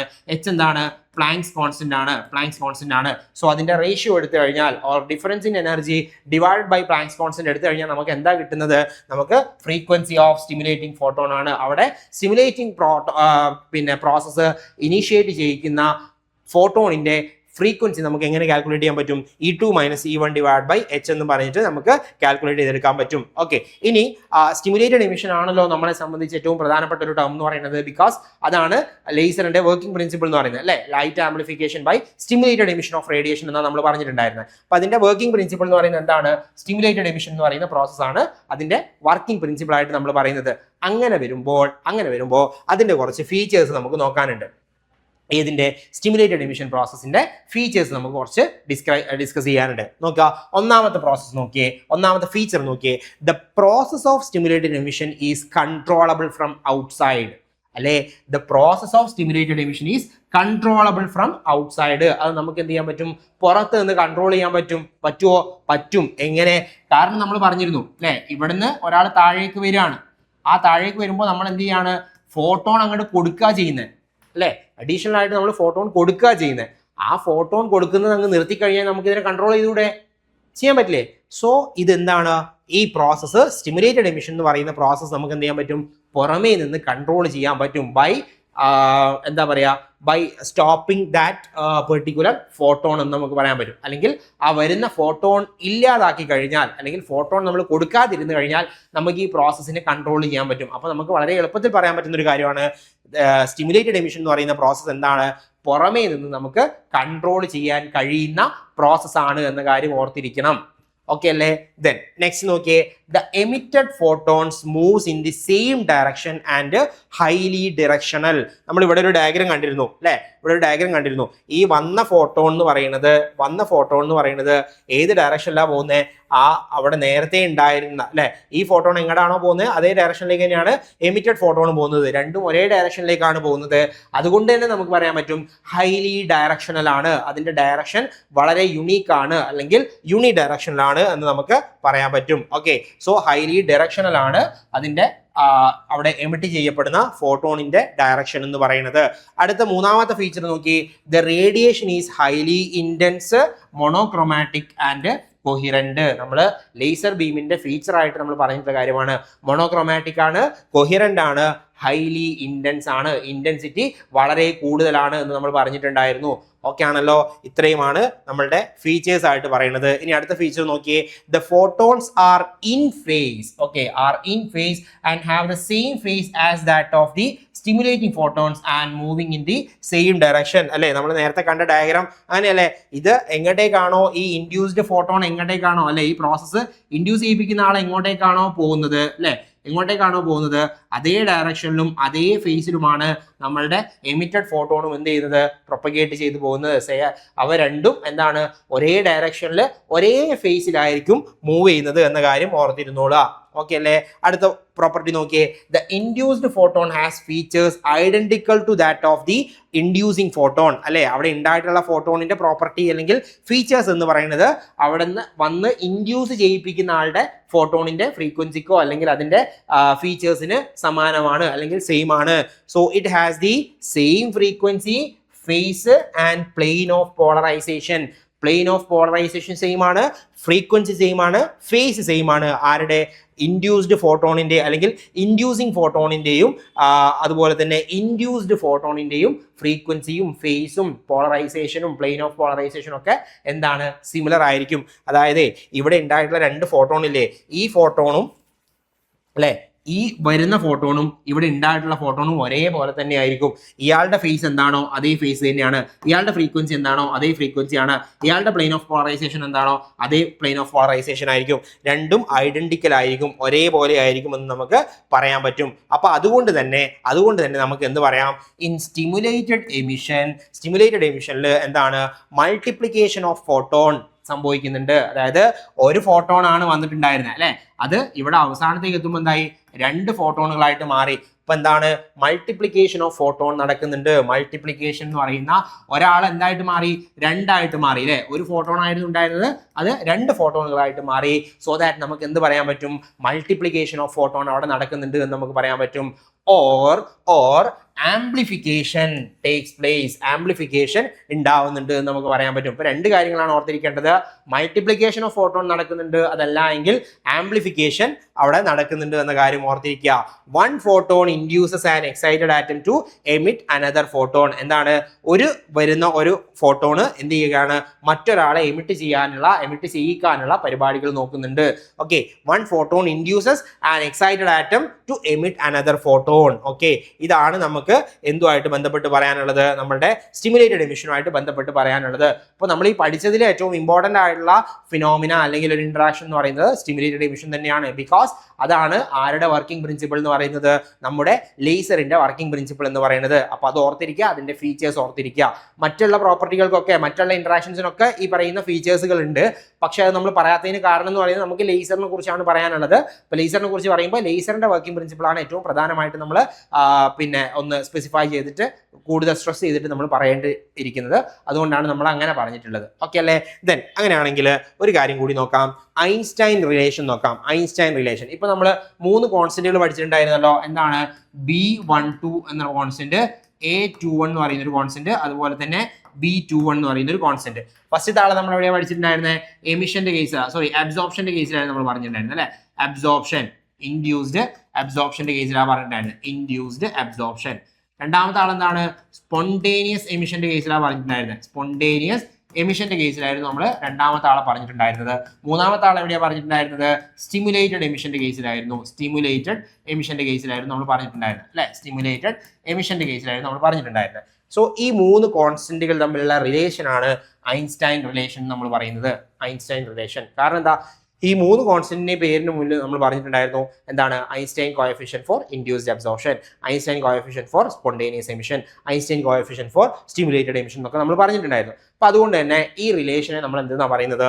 ഐൻസ്റ്റൈൻ റിലേഷൻ എന്നാ പറയുന്നത്. അപ്പൊ ഇതിന്റെ ഡെറിവേഷനോ കാര്യങ്ങളോ ഒന്നും നമുക്ക് പഠിക്കേണ്ട, നമുക്ക് ആ ഒരു റിലേഷൻ ഓർത്തിരുന്നാൽ മതി. റിലേഷൻ എന്താ വരുന്നത്? A21 divided by B12. A21 എന്ന് പറഞ്ഞാൽ എന്താണ്? Spontaneous emission constant divided by എന്താണ്? Absorption constant. എന്താ വരുന്നത് value? 8πh nu cube by C cube എന്ന് വരും. 8πh nu cube by C cube എന്ന് സാധാരണ പറയാറുണ്ട് ചില പുസ്തകങ്ങളിലകത്ത്. അതായത് നമ്മളുടെ റെഫറൻസ് ടെക്സ്റ്റിലൊക്കെ ഇവിടെ എന്തുകൂടി വരുന്നുണ്ട്? മ്യൂ ക്യൂബ്, അതായത് റിഫ്രാക്റ്റീവ് ഇൻഡെക്സ് കൂടി അവിടെ നമ്മൾ കൺസിഡർ ചെയ്യുന്നുണ്ട്. അപ്പൊ നമ്മുടെ ഇക്വേഷൻ എന്താ വരുന്നത്? A21 by B12 equal to 8πh nu cube mu cube by C cube, 8πh nu cube mu cube by C cube. ഇതാണ് നമ്മളുടെ ഇക്വേഷൻ എന്ന് പറയുന്നത്. A21 by B12 equal to 8πh nu cube mu cube by C cube. ചില പരീക്ഷകളിൽ c cube, ചില പരീക്ഷകളിൽ options ഇങ്ങനെയാണ് തരുന്നുണ്ടാവുക: 8πh nu cube by C cube ഇങ്ങനെ തരും. ഓക്കെ, അപ്പോൾ നോക്കുക, ഇവിടെ മ്യൂ ക്യൂബ് എന്ന് പറയുന്ന ഒരു വാല്യൂ ഇല്ല. അതും ശരിയാണ് കേട്ടോ. മ്യൂ നമ്മൾ refractive index of the medium 1 ആക്കി എടുത്തു കഴിഞ്ഞാൽ എന്താ സംഭവിക്കുക? ഇക്വേഷൻ എന്ന് പറയുന്നത് 8πh nu cube by C cube എന്ന് തന്നെയാണ് വരിക. ഇക്വേഷൻ കറക്റ്റ് ആണ്. പക്ഷേ നമ്മൾ ഫോളോ ചെയ്യുന്ന ടെക്സ്റ്റ് ബുക്കിനകത്തുള്ള റെഫറൻസിനകത്തുള്ള ഇക്വേഷൻ എന്ന് പറയുന്നത് ഈ ഒരു ഇക്വേഷൻ ആണ്. പക്ഷേ കോമ്പറ്റേറ്റീവ് എക്സാംസിന് അധികവും കണ്ടിട്ടുള്ളത് ഇങ്ങനെയാണ് തരാറുള്ളത്. അപ്പൊ ഈ ഒരു കാര്യം കൂടി ഓർത്തിരിക്കുക. If mu equal to 1, okay, if mu equal to 1 ആയി കഴിഞ്ഞാൽ എന്താ ഇക്വേഷൻ വരുന്നത്? A21 by B12 equal to 8πh nu cube divided by C cube എന്നാണ് വരുന്നത്. Okay, nu cube by C cube എന്നാണ് നമ്മളുടെ ഇക്വേഷൻ വരുന്നത്. അത് ഓർമ്മയിൽ ഉണ്ടാവണം കേട്ടോ. അപ്പോൾ ഓപ്ഷൻസ് തരുമ്പോൾ മ്യൂ ക്യൂബ് ഇല്ല, അതുകൊണ്ട് സാറ് പഠിപ്പിച്ച തെറ്റാണെന്ന് പറയരുത്. എന്താണ്? മ്യൂ ഈക്വൽ ടു 1 ആയിട്ട് നമ്മൾ കൺസിഡർ ചെയ്യുകയാണെങ്കിൽ നമ്മുടെ ഇക്വേഷൻ എന്താ വരിക? 8πh nu cube by C cube എന്നാ വരുന്നത്. 8πh nu cube by C cube എന്നാണ് വരുന്നത്. ഇനി അതേപോലെ തന്നെ B12ഉം B21 തമ്മിലുള്ള റിലേഷൻ നമ്മൾ നോക്കുകയാണെങ്കിൽ ഈക്വൽ ടു 1 എന്ന് കിട്ടും. അതായത് B12 ഈക്വൽ ടു B21 എന്ന് നമുക്ക് പറയാൻ പറ്റും.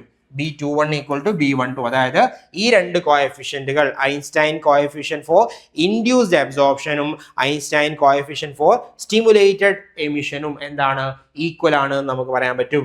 Einstein coefficient for B21 which is equal to B12, Einstein coefficient for induced absorption equal to Einstein coefficient for spontaneous emission എന്ന് നമുക്ക് പറയാൻ പറ്റും. അതിനൊരു ഡെറിവേഷൻ ഉണ്ട്, അതിന്റെ ആവശ്യമില്ലാത്തതുകൊണ്ടാണ് നമ്മളത് മാത്രം മീൻസ് അത് ഒഴിവാക്കിയിട്ട് ഇക്വേഷൻ മാത്രം പറഞ്ഞത്. ആ ഇക്വേഷൻ ഓർത്തിരിക്കുക, ആ റിലേഷൻ ഓർത്തിരിക്കുക. അപ്പൊ ഈ രണ്ട് ഇക്വേഷനുകളെ ഏതൊക്കെയാണ്? A21 divided by B12 equal to എന്താണ് നമ്മൾ എഴുതിയത്? 8πh nu cube mu cube by C cube എന്നാണ് നമ്മൾ ഒരു ഇക്വേഷൻ എഴുതിയിട്ടുണ്ടായിരുന്നത്. അതേപോലെ തന്നെ എന്താണ്? B21 divide by B12 equal to 1. ഇതിനെ നമ്മൾ കളക്റ്റീവ്ലി പറയുന്നതാണ് എന്തെന്നുള്ളത്? Einstein relation. Okay, Einstein relation between these constants എന്ന് നമുക്ക് പറയാൻ പറ്റും. Okay, A21 by B12 equal to 8πh nu cube mu cube by C cube, അല്ല എങ്കിൽ B12 by B21 by B12 equal to 1 എന്ന് പറയാം. അല്ലെങ്കിൽ നമുക്ക് എന്ത് പറയാം? B12 ഈക്വൽ ടു B21 എന്ന് നമുക്ക് പറയാൻ പറ്റും. ഈ രണ്ടാളുകളും എന്താണ്? ഈക്വൽ ആണ് എന്ന് നമുക്ക് പറയാൻ പറ്റും. ഓക്കെ അല്ലേ? സോ അങ്ങനെയാണെങ്കിൽ ഈ കോൺസ്റ്റന്റുകളെയാണ് അല്ലെങ്കിൽ ഈ റിലേഷനാണ് നമ്മൾ എന്തെന്ന് പറയുന്നത്? ഐൻസ്റ്റൈൻ റിലേഷൻ എന്ന് പറയുന്നത്. അപ്പൊ നമ്മൾ എഴുതിയിട്ടുള്ള ഒരു ഇക്വേഷൻ ഇങ്ങനെയാണ്: A21 divided by B12, okay, which is equal to A21 divided by B21 എന്നും പറയാൻ പറ്റും കേട്ടോ. A21 by B21 എന്ന് നമുക്ക് പറയാൻ പറ്റും. കാരണം ഇത് രണ്ടും ഈക്വൽ ആണല്ലോ. സോ ദാറ്റ് ഈക്വൽ ടു എന്തെന്ന് പറയാൻ പറ്റും നമുക്ക് 8 pi h mu cube by c cube എന്ന് പറയാം. ഇപ്പോൾ എഴുതിയ ഇക്വേഷൻ എന്താ, നേരെ ഇതിനെ തിരിച്ചിട്ട് എന്താ വരുന്നത്, ഞാൻ ആ ഇക്വേഷൻ തിരിച്ചെഴുതി ചോദിക്കാം. B21 ഡിവൈഡ് ബൈ A21 ആണ് നമ്മൾ എഴുതുന്നതെന്ന് വിചാരിക്കുക. എന്താ വരിക, അതിന്റെ ഇൻവേഴ്സ് വരും അല്ലെ, c cube divide by 8 pi h mu cube എന്ന് വരും. ഇനി ഈ B21 ആണ് നമുക്ക് കാൽക്കുലേറ്റ് ചെയ്യേണ്ടതെങ്കിൽ എന്താ ഇക്വേഷൻ വരുന്നത്, B21 ഈക്വൽ ടു, ഞാൻ ഇവിടെ എഴുതാം, B21 ഈക്വൽ ടു എന്താ വരിക, ഈ A21 അപ്പുറത്തേക്ക് മൾട്ടിപ്ലൈ ചെയ്യേണ്ടി വരും അല്ലെ. അപ്പൊ എന്താ വരിക, c cube divide by 8 pi h mu cube into എന്താ വരുന്നത്, A21 എന്ന് പറയുന്ന വേരിയബിൾ വരും. B21ഉം B12ഉം ഈക്വൽ ആണല്ലോ. അപ്പൊ ഈ റിലേഷനെ ഈ രീതിയിൽ കൂടി നമുക്ക് എഴുതാൻ പറ്റും. B21 equal to B12 equal to c cube divide by 8 pi h mu cube into A21 എന്ന് എഴുതാം. ജസ്റ്റ് അങ്ങോട്ടും ഇങ്ങോട്ടും റീഅറേഞ്ച് ചെയ്യുന്നു എന്ന് മാത്രം. ഓക്കെ അല്ലേ. സോ ഇതാണ് നമ്മളുടെ റിലേഷൻ എന്ന് പറയുന്നത്, ഇതാണ് നമ്മളുടെ ഐൻസ്റ്റൈൻ റിലേഷൻ എന്ന് പറയുന്നത്. അതായത് ഈ 3 കോൺസ്റ്റന്റുകൾ തമ്മിലുള്ള പരസ്പരമുള്ള ബന്ധത്തെയാണ് നമ്മൾ എന്തെന്ന് പറയുന്നത്, ഐൻസ്റ്റൈൻ റിലേഷൻ എന്ന് പറയുന്നത്. ആരൊക്കെ തമ്മിലുള്ളതാ, ഇൻഡ്യൂസ്ഡ് എമിഷനിലെ കോൺസ്റ്റന്റ്, സ്പോണ്ടേനിയസ് എമിഷനിലെ കോൺസ്റ്റന്റ്, അതുപോലെ തന്നെ അബ്സോർപ്ഷൻ എമിഷൻ, ഈ 3 കേസും നമ്മൾ പഠിച്ചു. ഈ 3 കേസിലും വരുന്ന കോൺസ്റ്റന്റുകൾ തമ്മിലുള്ള റിലേഷനാണ് നമ്മൾ ഐൻസ്റ്റൈൻ കോഎഫിഷ്യന്റ് എന്ന് പറയുന്നത്. A21 by B12 equal to 8 pi h mu cube by mu cube 8 pi h mu cube by c cube എന്നാണ് നമ്മളുടെ ഇക്വേഷൻ എന്ന് പറയുന്നത്. മാറിപ്പോകരുത്, വളരെ പ്രധാനപ്പെട്ടതാണ്. കുറെ ഇക്വേഷൻസ് റിലേഷൻസ് തന്നിട്ട് ഇതിൽ ഏതാണ് ശരി എന്നുള്ളത് ചോദിക്കാവുന്നതാണ്. അപ്പൊ ഇതിന്റെ ഡിഫറെന്റ് ഫോർമാറ്റ്സുകളും ഒരു ധാരണ ഉണ്ടായിരിക്കണം, എങ്ങനെയാണ് നമ്മൾ ഇതിനെ എഴുതുന്നത് എന്നുള്ളതും ഒരു ഐഡിയ ഉണ്ടായിരിക്കണം. ഓക്കെ അല്ലേ. ഇത്രയാണ് നമുക്ക് ഇപ്പോൾ പറയാനുള്ളത്. ഇനി നമുക്ക് ഇതിന്റെ ബാക്കി ഡീറ്റെയിലിംഗിലേക്ക് പോകാനുണ്ട്.